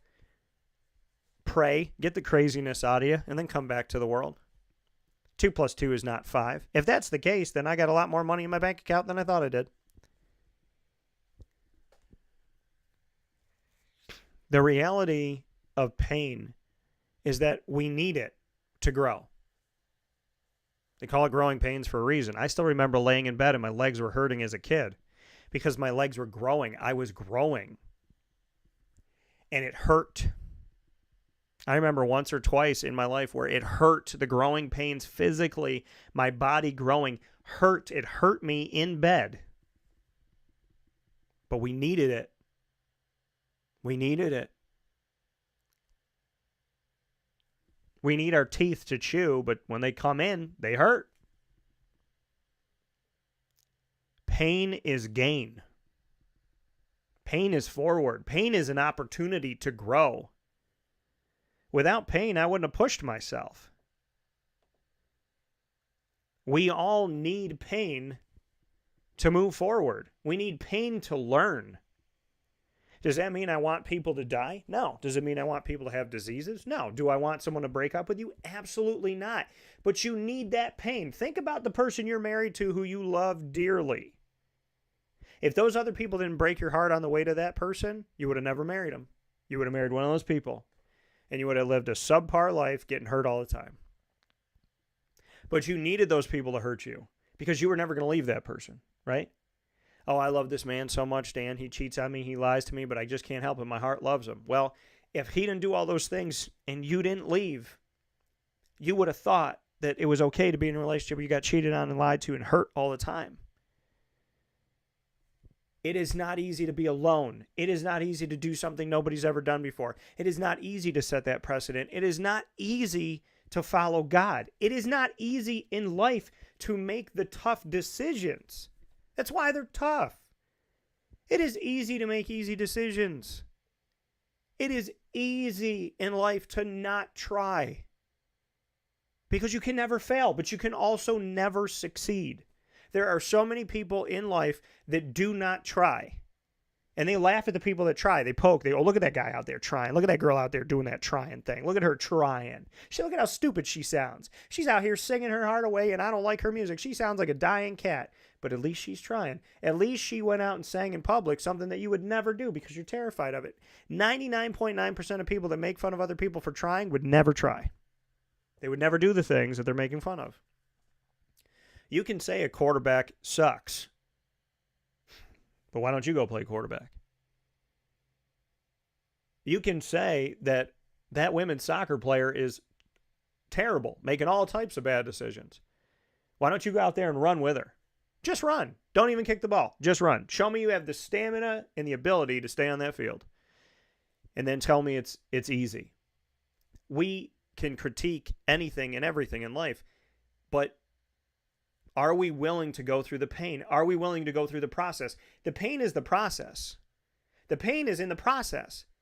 It is not easy to grow as a human being, physically, mentally, emotionally, socially. It's not easy to grow economically. It is not easy to grow spiritually as a person.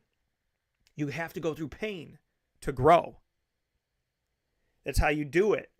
You have to learn how to stick up for yourself. You have to learn how to talk to people. You have to learn how to handle tough situations. You have to learn how to handle adversity. You have to learn how to handle confrontation. Nobody likes confrontation, but you have to learn how to handle it.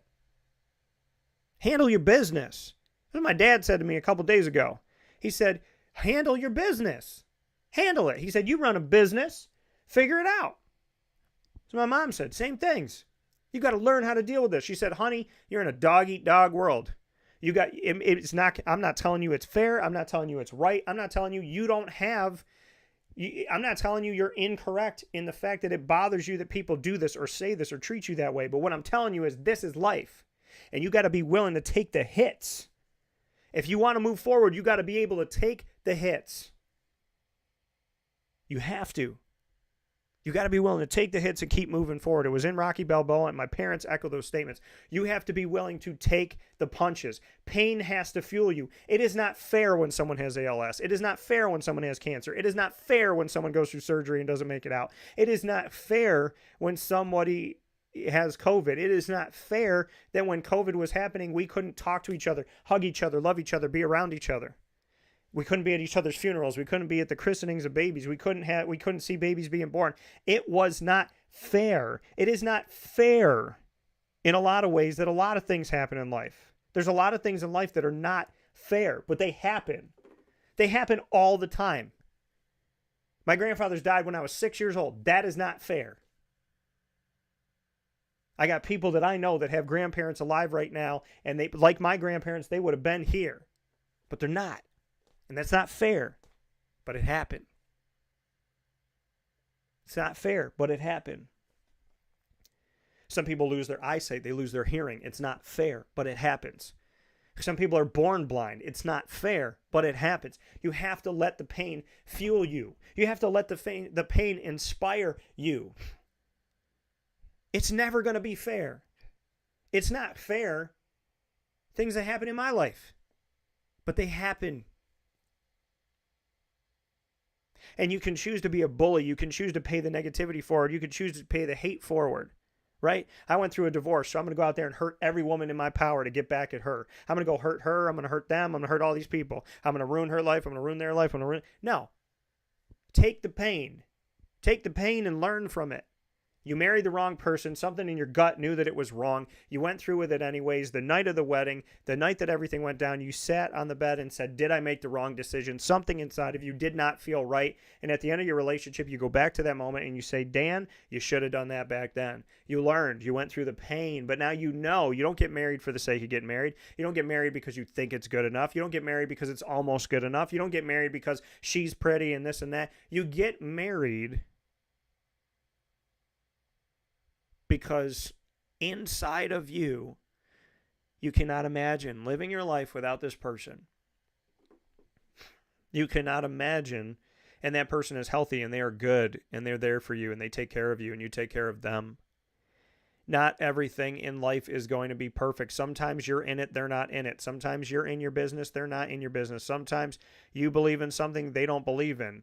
Just because someone doesn't believe in what you're doing or doesn't care about what you're doing or doesn't support what you're doing doesn't mean what you're doing is wrong. Not everybody's going to like you. It sucks to hear that. But I'm finally getting it. Not everybody's going to support you. Not everyone's going to think you're good. Not everyone's going to pat you on the back. Not everyone's going to build you up. Not everybody's going to tell you the truth. Not everybody's going to value you. And that's painful. It sucks. But you have two choices with your pain. Heal or let it kill you. Those are your choices. Letting pain fester. When you have pain that you don't try to heal from, it is like an open wound. It will get infected. It will hurt. It will be there. And when that scab comes on that cut, that part of pain on you, when there is a scab on there, you don't pick it off. You have to let it scab. You have to let it heal. You have to let the skin grow back. It sucks. It sucks. But you have to if you want to grow. You have to. You have to let pain fuel you. You have to let the pain be the gas in your car, not the nail in your tire. You have to let the pain be the gas in your car and not the nail in your tire. So many of us treat pain like a nail in our tire. There's nothing we can do about it, and we're going to be stranded. We're going to blow our tire, and we're going to have to sit on the side of the road. Let the pain be the fuel for you. Let everybody who told you you're ugly, you're stupid, you can't make it, you won't make it, God doesn't exist. Stop believing in God. Stop believing in yourself. Don't believe in your dreams. You can't sing. You can't dance. You can't be a pilot. You can't be a janitor. You can't be a teacher. You can't be this. You can't be that. You can't play basketball. You can't. Let all of those things fuel you. Let all of them help you become the person that you are. Because what you realize in life is what people are saying to you says more about them than what it says about you. When somebody tells you you can't do something, you can't succeed, you can't be a singer, you can't be this, that's coming from them inside. They don't believe in themselves. They don't believe in them. Why would they want to stop you? They don't want anybody to stop them. My dad was told when he started in law, he was told, try another career. You will never be a good lawyer. You will never succeed in law. Do something else. My dad spent over 4 decades as a lawyer and just retired after making a difference. My mother wanted to be a flight attendant when she was 18 years old. She did it when she was 47 years old because she never stopped believing in what she wanted. And people didn't think she could do it. And people didn't think that she'd be successful in it. And even when she did do it, people made her feel bad about it. And what did my mom do? She killed it. She got after it. She did it. She was successful at it. She's still successful at doing all of the dreams that she had because she believed in them. My grandmother had 3 bouts of cancer in her 90s. people would have said, give up. There was a doctor that looked at my mom and kind of gave her that, like, well, your mother's in her 90s, so we could do the surgery, we could do that. Or, she's in her 90s, so she's lived a long life. And my mom said, absolutely not.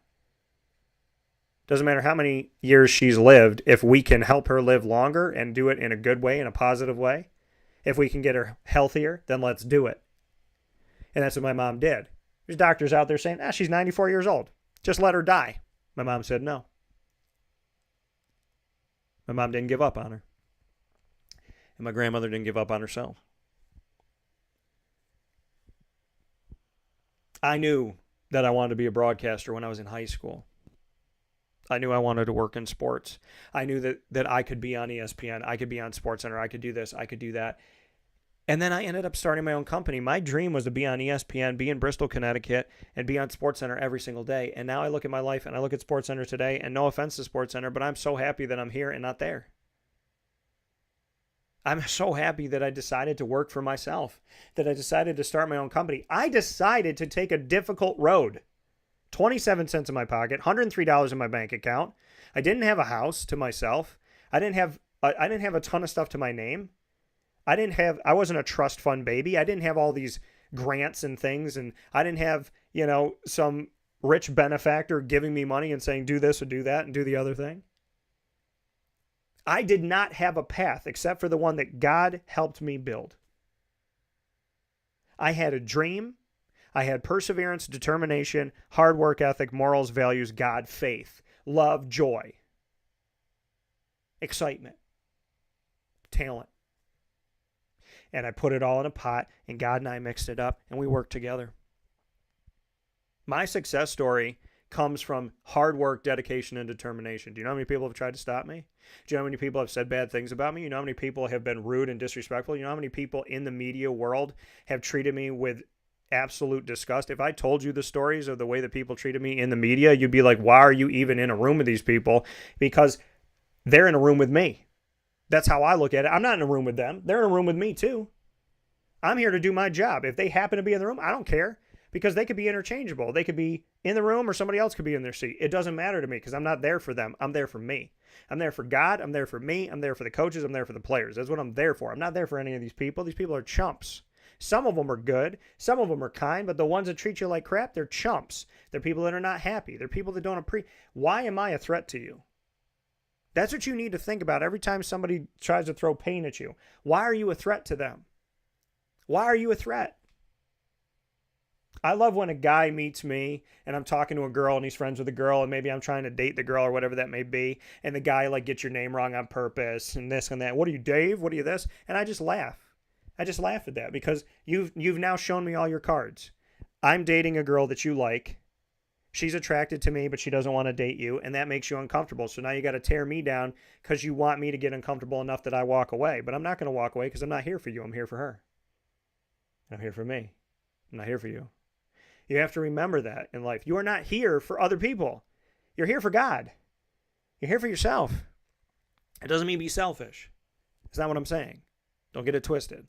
But you're here for you, your dreams, your aspirations, your hopes. That's what you're here for. You can help other people, right? You help your kids to achieve their dreams and this, that, whatever. But you are here to live your story, to live your life. Don't let anybody else live it for you. Let the pain fuel you. It is not fair, the things that happen in life. I'm not here to tell you that it is fair. It's not fair. I'm here to tell you the opposite. It is not fair. I don't think it's fair that I'm 37 years old and I haven't found a woman who can love me and treat me the way that I have treated so many women that I dated that didn't appreciate it. I don't think that's fair. And it's not. But I can cry about it, complain about it, or I can let that pain fuel me. You know what? I'm going to take that energy that I have, that I want to be a dad and I want to fall in love. I'm going to take all that energy and I'm going to be kind and I'm going to be compassionate. I'm going to be good to people. I'm going to serve others. I'm going to serve others. I'm going to trust God with what I cannot control, and I'm going to put that energy into what I can control. It doesn't do you any good to sit at home and talk about, well, I shoulda, woulda, coulda, or I wish I had. No. If I sit on the couch and go, I want a wife and kids, I want a wife and kids, I want a wife and kids, it's not going to get me a wife and kids. It's going to take my time away from my job, away from my dreams, away from my aspirations, away from my family, away from my friends, away from my dog, away from doing things that I like. I can think about it, but that's it. Think about it and let it go. Don't spend time on it. Think about it and let it go. Right? Control what you can control. Because if God wanted something for you, you're going to have it. You're going to have it. If it's meant for you, you're going to have it. Trust. I had to learn how to do that. Trust. I'm learning it still. God, you know that. I have a picture of Jesus in my studio, and that's what I was just looking at. But you got to trust. It'll come through. You'll figure it out. New York City, going there, it was a hassle because the person that I went with didn't really care about the hassle. But I figured it out. And when I came home, I said, I'm proud of you, Daniel. Because every blockade that was set up to stop you, you jumped over, broke through, went under, went around. You figured it out like you always do. I could focus on the selfishness on the other side. I could focus on the lack of care on the other side. I can focus on the abandonment on the other side. I could focus on the rudeness of the other side. Or I could focus on the fact that I figured it out. God and I figured it out. So I can come home and go, oh, you wouldn't believe what this person did to me. Or I can come home and say, hey, you know what? I figured it out. I figured it out. Right? How far does a football team get on the field if they go, that defensive back is getting interceptions from me. That guy's reading my defense well. That guy's sacking me. How far are you going to go? By pointing out what other people are doing. You got to figure out how to beat it. You got to figure out how to get past it. You got to figure out how to get through it. Right? You have to figure out how to get down the field and score despite the fact that somebody is trying to prevent that from happening. Your pain is trying to prevent you from moving forward because the devil loves your pain. The devil uses your pain as a way to keep you from moving forward. It is a giant hand pushing you backwards. Pain wants you to stop. Fear wants you to stop, wants you to fail, wants you to give up. You have to decide what you want to do. It is not easy to go through a disease. It is not easy to watch someone you love go through a disease. It is not easy to be in pain. It is not easy to go through a breakup. It is not easy to go through the end of a marriage. It is not easy to have a friend walk away. It is not easy to have someone lie to you, cheat on you, steal from you, waste your time. None of that is easy. It is not easy to not get what you want.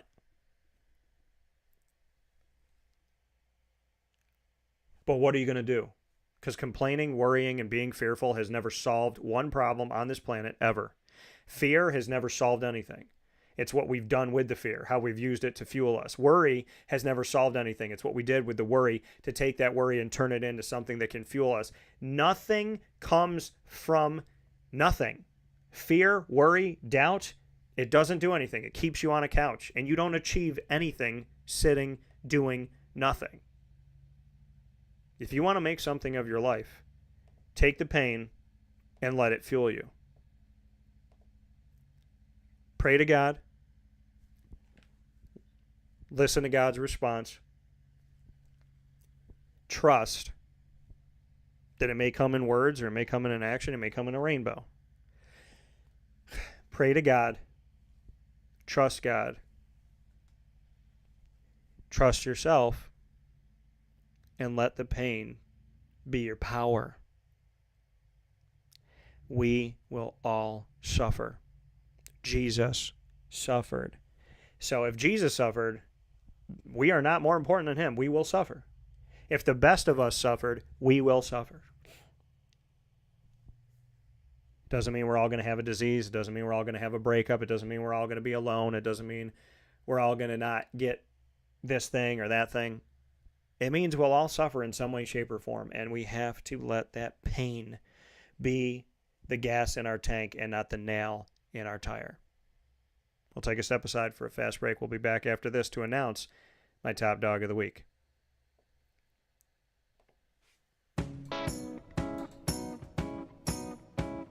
In these unique times, There are those in our community that give us a sense of normalcy and positivity. Pizza Man on 50 Oswego Street in Baldwinsville has been here for you for over 35 years and is here now.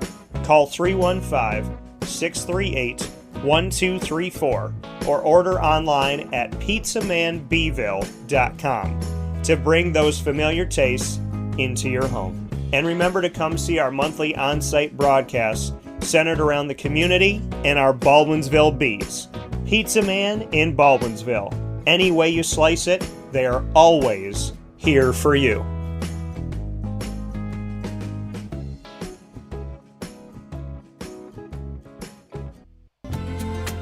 Looking for your next ride? Look no further than Great Lakes Honda City, located on 7140 Henry Clay Boulevard in Liverpool, New York. Serving our community for decades, their new and pre-owned vast array of vehicles are available to you Monday through Saturday on site. To search from home, shop at GreatLakesHondaCity.com. Call 315-365-5576 to set up an appointment. That's 315-365-5576 for Great Lakes Honda City, 7140 Henry Clay Boulevard in Liverpool, New York. Great cars, great people, Great Lakes.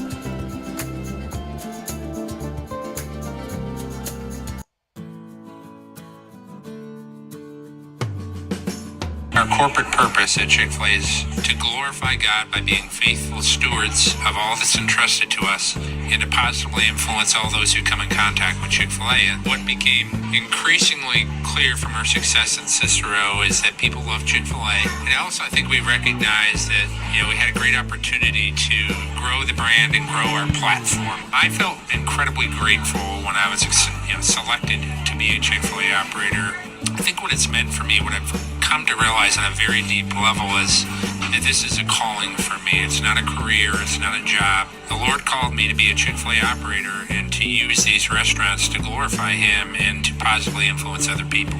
I'm blessed. I'm very blessed. Head to Chick-fil-A Clay on 3974 State Route 31 in Liverpool, New York. Welcome back here to Wake Up Call with Dan Tortora, where sports meets life, and I appreciate you so very much for being here, and thank you so much for being a part of the show every Monday through Friday from 9 a.m. to 11 a.m. Eastern Time. Big time thanks to every single one of you, wherever you are on the East Coast, the West Coast, the Midwest, as well as all around the spinning rock that we call Earth. It is now time to jump in to the Top Dog of the Week.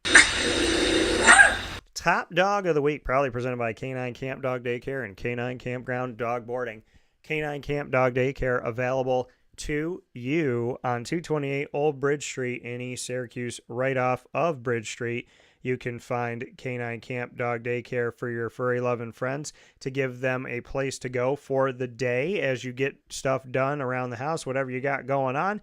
And if you need longer term care for your dog, then around the corner you have K9 Kampground Dog Boarding on 242 Johnson Street in East Syracuse. The number to call for the daycare is 315-437-7110. That's 315-437-7110. And you can get more information by going to k-9kamp.com. And if you would like to go to K9 Kampground Dog Boarding, call them up, get information from them. You can easily do that by going to 315-299-4013. That's 315-299-4013 for dog boarding at K9 Kampground. And for more information, go to KAMP ground.com. So, with that being said, it is time to announce my top dog of the week. My top dog of the week, the Arizona Diamondbacks. Now, y'all have counted out my Arizona Diamondbacks. Y'all thought they weren't going to succeed.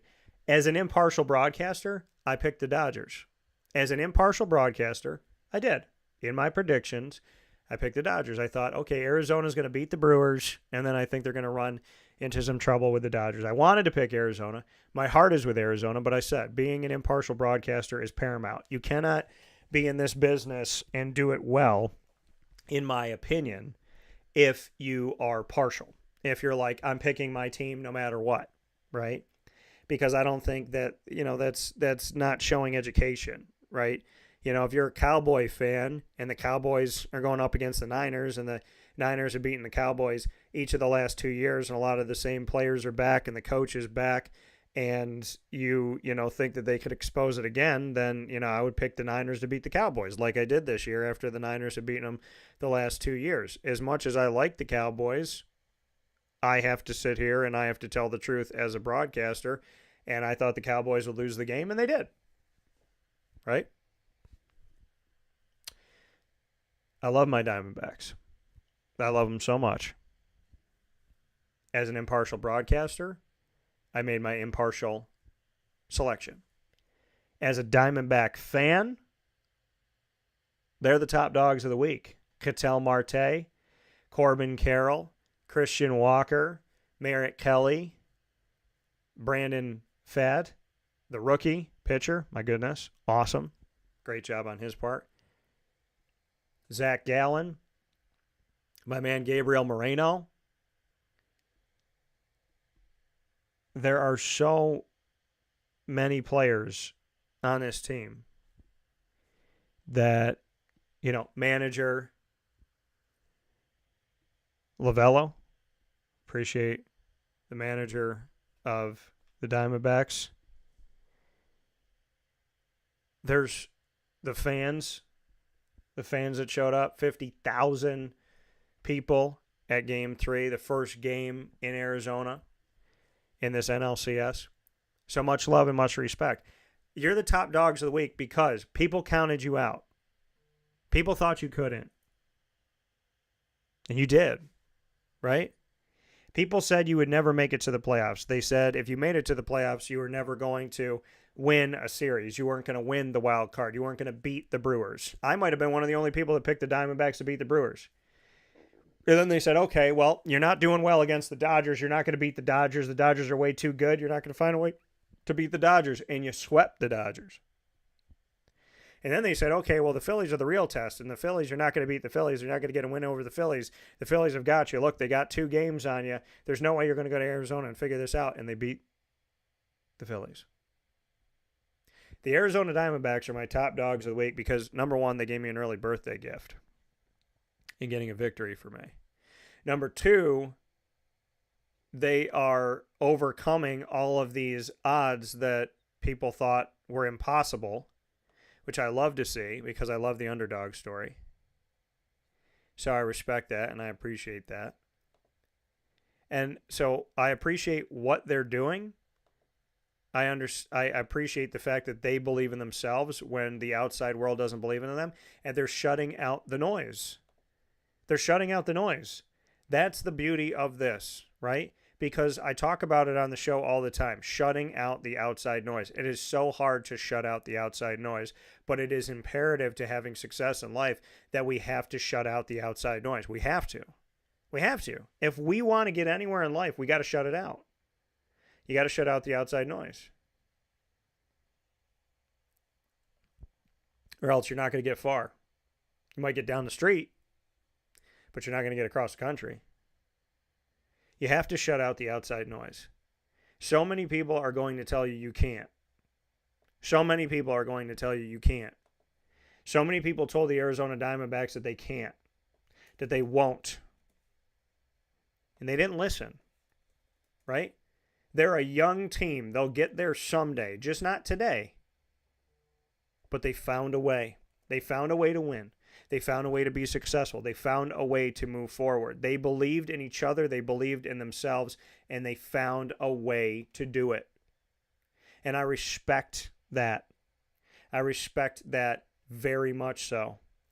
I respect the fact that the Arizona Diamondbacks, and this is why they're my top dogs of the week, because the Texas Rangers, they were given some pub, right? And the Houston Astros, they were given some pub. And the Philadelphia Phillies, they were given some pub. But the Arizona Diamondbacks, even when they won, people weren't talking about them. Even when they were having success, people weren't talking about them. People weren't giving them credit. People weren't discussing the Diamondbacks. They would win a game and the broadcasters would wait until the end of the segment to say anything about the Arizona Diamondbacks. Da-da-da about the Phillies, da-da-da about the Braves, da-da-da about the Rangers, da-da-da about the Jays, da-da-da about the Rays. Oh, and by the way, the Diamondbacks won. Oh, thank you so much for saying 2 words about the Diamondbacks. But you know what? Embrace it. Embrace the chaos. Embrace it.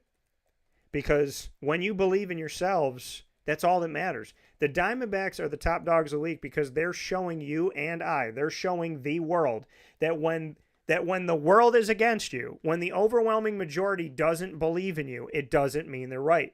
See, people think quantity. They think quantity over quality.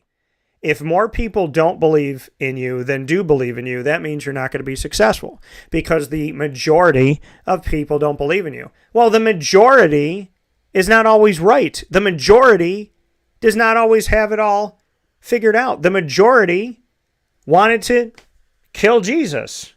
How'd that work out? The majority in Congress right now, the president, the legislative branch, the executive branch, the majority of politicians, they're not helping us. So what does that majority mean to us? Just because you get the votes, just because you have the majority, doesn't mean that you're right. It doesn't mean that you're right. That's reality. The Arizona Diamondbacks are living, breathing proof that when the majority of the world is against you, it doesn't mean a dang thing. It's an opinion. That's it. It's a thought. It's an opinion. It doesn't mean a dang thing. The Arizona Diamondbacks, all they need is to believe in themselves. That's all they need. The Dodgers are a good team. The Phillies are a good team. The Brewers are a good team. And the Diamondbacks have beaten 2 out of 3 of them, and they're trying to go up against the Phillies right now and even out the series. Because they believe. They have faith in themselves. They have faith in each other. And that's all that matters. Faith of a mustard seed. You don't need anybody. You know who believed in my dreams more than me? Nobody. Me and God. Maybe God believed more than I did. That's it. Do you know who spent the most time working on my dreams coming to reality? God and I. There was nobody else. I had support from different places, from friends, from family. Yeah, the support was there. But the work, the every single day, that's me. There's things that my parents and I are close. There's things that I deal with my parents don't even know. There's things that I do on a daily basis my parents have no idea.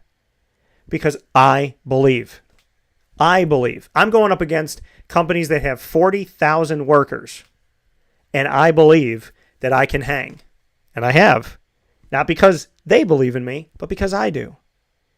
The overwhelming majority has stood against the Diamondbacks, stood against me, stood against you. But we're here. So the Arizona Diamondbacks are my top dogs of the week, not just because they're my favorite team and not just because of my early birthday gift, but because of the fact that they are a living, breathing example that if the majority doesn't agree with you, it doesn't mean they're right. And if people think you can't, it doesn't mean you should give up.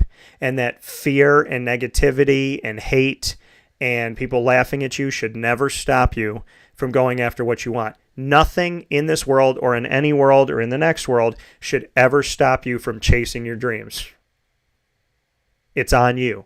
And the Diamondbacks are a living example, breathing example, true and strong example of it doesn't matter if anybody's got us. If we have us, that's all that matters. And that's why they're my top dogs of the week. So keep embracing the chaos and keep making sure people get snake bitten. My top dogs to the Diamondbacks. Congrats and thank you, gentlemen, for being a positive example to chase our dreams and to understand that in a world that constantly through social media and all other chains needs approval, for showing us that you don't need approval to be successful. Top dogs of the week, Arizona Diamondbacks, proudly presented by Canine Camp Dog Daycare and Canine Kampground Dog Boarding. Make sure you go and visit them in East Syracuse. Daycare, 315-437-7110 to call the daycare to make sure you make an appointment for your dog. And the campground for longer-term care, make sure you call 315-299-4013. Let them know that Wake Up Call sent you. We'll be back after this to wrap up today's broadcast. Carvel DeWitt, it's what happy tastes like. Do you know why? Because we make ice cream. Creamy, rich, flavorful ice cream. Not yogurt or iced milk like some of our competitors. Ice cream. Fresh, by hand, daily. For the calorie conscious, we have something new for you. Our new Carvelite. Same great flavor, creaminess, and texture of our regular ice cream with only 35 calories an ounce. So whether you want an ice cream cake, flying saucer, dasher, carvalanche, hard or soft ice cream, we will satisfy your craving with our fresh, handmade regular or new Carvelite ice cream. Carvel DeWitt. It's what happy tastes like. The Wildcat Sports Pub in Camillus, New York is located on 3680 Milton Avenue in the Home Depot Plaza. It is your family-friendly sports bar and restaurant. Folks, some sports bars aren't family-friendly. Some family-friendly restaurants are not sports bars. The Wildcat Sports Pub in Camillus, New York is proud to be both. It is that marriage that you've been looking for years. The Wildcat Sports Pub is your home base for your sports bar and restaurant needs, games for the kids, indoor and outdoor activities, and enough things on the menu to come back every single week and get to try something new. They're open Sundays from noon to 8 p.m., Monday through Wednesday, 11 a.m. to 11 p.m., and Thursday through Saturday from 11 a.m. to midnight. For reservations and party information, call 315-487-2222 for the Wildcat family-friendly sports pub and restaurant.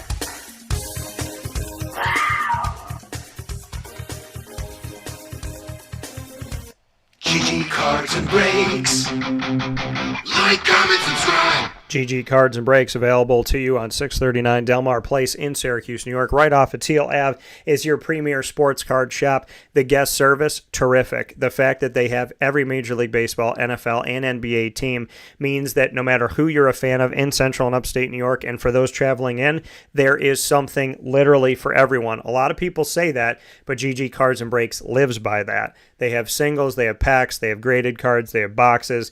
Try your luck with one of their boxes or packs or a bunch of them, a mixture of them. Soccer cards, hockey, basketball, baseball, football, and they also have Pokemon and the new Disney Lorcana while supplies last. Get yourself out to GG Cards and Breaks. If you've never been in the hobby before, today is a great day to start, and GG Cards and Breaks is the place that I would say anywhere in the world you should start there for your sports card collecting hobby. And if you've been in the hobby, well, then you already know GG Cards and Breaks is the place for you to continue that hobby. Same hobby, new memories, fantastic people. Shout out to Josh, Anthony, Joel, Alex, and the crew at GG Cards and Breaks. 639 Delmar Place in Syracuse, New York. Open 7 days a week, Monday through Saturday from 10 a.m. to 6 p.m. and on Sundays from 10 a.m. to 5 p.m. With that being said, thanks for watching and listening to Wake Up Call on youtube.com/wakeupcalldt, facebook.com/wakeupcalldt, and on wakeupcalldt.podbean.com. Once the shows go live, you can jump to Amazon Music, Audible, iHeartRadio, iTunes, and Apple Podcasts, Player FM, Podbean, Podchaser.com, Podvine, as well as Spotify, TuneIn, and YouTube. All you have to do is search Wake Up Call with Dan Tortora, or one word, Wake Up Call DT, to find us there. Make sure you follow, subscribe, link up to us so that we can connect with you and you can get the shows as soon as they air. Big time thanks to our incredible partners, Carvel DeWitt. Get the DT Dolphin today on 4322 East Genesee Street in DeWitt, New York. The Wildcat Sports Pub, Ma and Pa's Kettle Corn and Popcorn Factory, GG Cards and Breaks, Chick-fil-A Cicero and Chick-fil-A Clay. Chick-fil-A Clay open for you right now. Chick-fil-A Cicero closed for refurbishment, so make sure you head out to Chick-fil-A Clay on 3974 Route 31, State Route 31 in Liverpool, New York. Make sure you do that Monday through Saturday. Pizza Man, Canine Camp Dog Daycare, 317 on Montgomery Street. The name of the location is the name of the restaurant and the place of some of the best burgers I've ever had in my entire life. Their original smash burger, fantastic. Their Taste of Mexico burger, there for a limited time only, exquisite. Go and get it today. Canine Campground Dog Boarding, Avicoli's, PB&J's Lunchbox, Great Lakes Honda City, Mother's Cupboard, where you can get my breakfast sandwich 6 a.m. to 1:30 p.m. daily, 7 days a week, only at 3709 James Street in Syracuse, New York, the Cuse McMother, giving you bacon, egg, and cheese inside of 2 pieces of French toast. Cut it up and eat it with syrup. Pick it up and eat it like a sandwich, and get it today.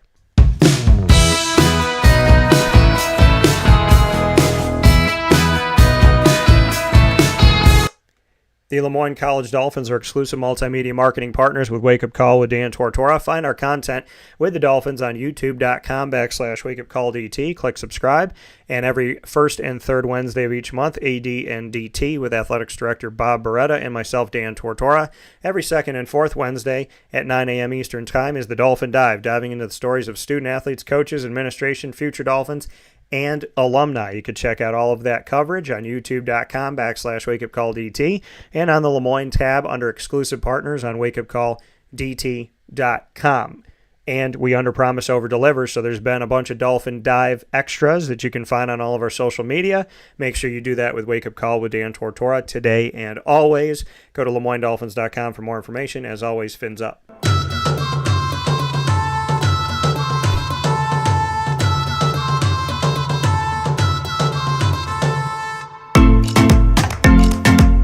The Bryan and Stratton College Bobcats of Syracuse are exclusive multimedia marketing partners with Wake Up Call with Dan Tortora, bringing you the Bobcat Buzz every single month with student athletes, coaches, and administration joining me throughout the year. There will be women's soccer and women's basketball specials, each airing this upcoming week, and you do not want to miss a second of them. Fantastic conversations with student athletes from all over the world, including Antigua, as well as the Bahamas and Australia, El Salvador, and Germany. You do not want to miss a second of the Bobcat Buzz coming up for you with women's basketball and women's soccer. Women's soccer just defeated the number 1 team in the nation and the number 2 team in the nation. Women's basketball is getting ready to tip off their season. They both will join you exclusively on Wake Up Call this upcoming week in the Bobcat Buzz specials. You can find all of our content on youtube.com/wakeupcalldt by clicking subscribe. And of course, for more information on your Bobcats, go to syracuse.bscbobcats.com. Go Bobcat Nation.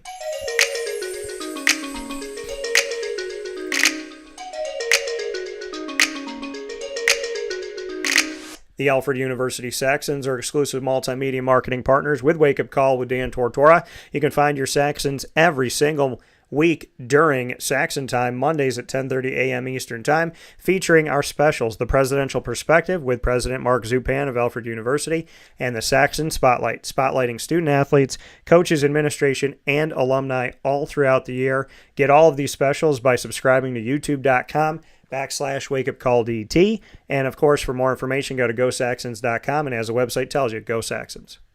With that being said, here on Wake Up Call, I want to thank Ma and Pa's Kettle Corn and Popcorn Factory for being the snack home for all of your tasty treats. If you're in Central and Upstate New York, get to Ma and Pa's, 201 7th North Street in Liverpool, New York. If you're out of town, go to maandpaspopcorn.com and get their awesome snacks today. You will not be disappointed. For your movies, for your games, for whatever you're watching, wherever you're going on vacation, wherever you're traveling to, they are the perfect snack buddy for car rides, for train rides, for bus rides, for plane rides, as well as the perfect snack for you to go to the movies, to watch a movie at home, to be at a sporting event, or to watch your sporting event from the comfort of your own crib or your friends or your family. So go to Ma and Pa's today. Let them know that Wake Up Call sent you and get those awesome sweet and savory snacks at 201 7th North Street in Liverpool, New York. Big time shout out to Carvel DeWitt for the annoying moment of the week. Chick-fil-A Cicero and Chick-fil-A Clay for lead, learn, evolve, ad-lib, and deliver. And the top dog of the week, big time shout out to K9 Camp Dog Daycare and K9 Kampground Dog Boarding. Find us on social media, Facebook at Wake Up Call DT, Twitter, X at Call DT, and Instagram at Wake Up Call _DT.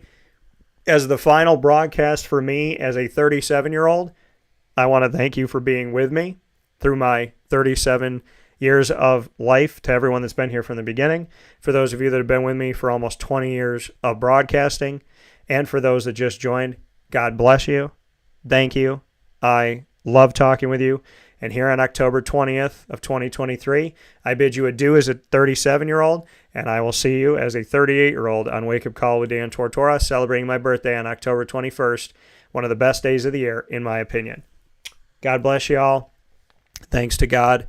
Thanks to G-Mama, Gammy, Pop, Papa, and Pop Miller, Pop Cavino, my Papa, my adopted Pop, my Grandpa Bill, and to Mordu, Cinnamon, Shady, Lily, Mom, Dad, all my family and friends, all the wonderful business partners I have, and all of the people that I've met along the way that have been incredibly kind.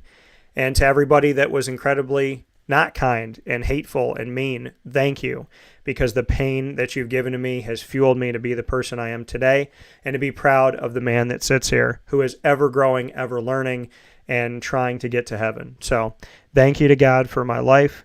Thank you to everyone that supports me. Thank you to everybody that doesn't. And I hope you have a fantastic, wonderful day. God bless 37. And here comes 38. I'll talk to you soon. God bless. No stress. Do your best. Be well.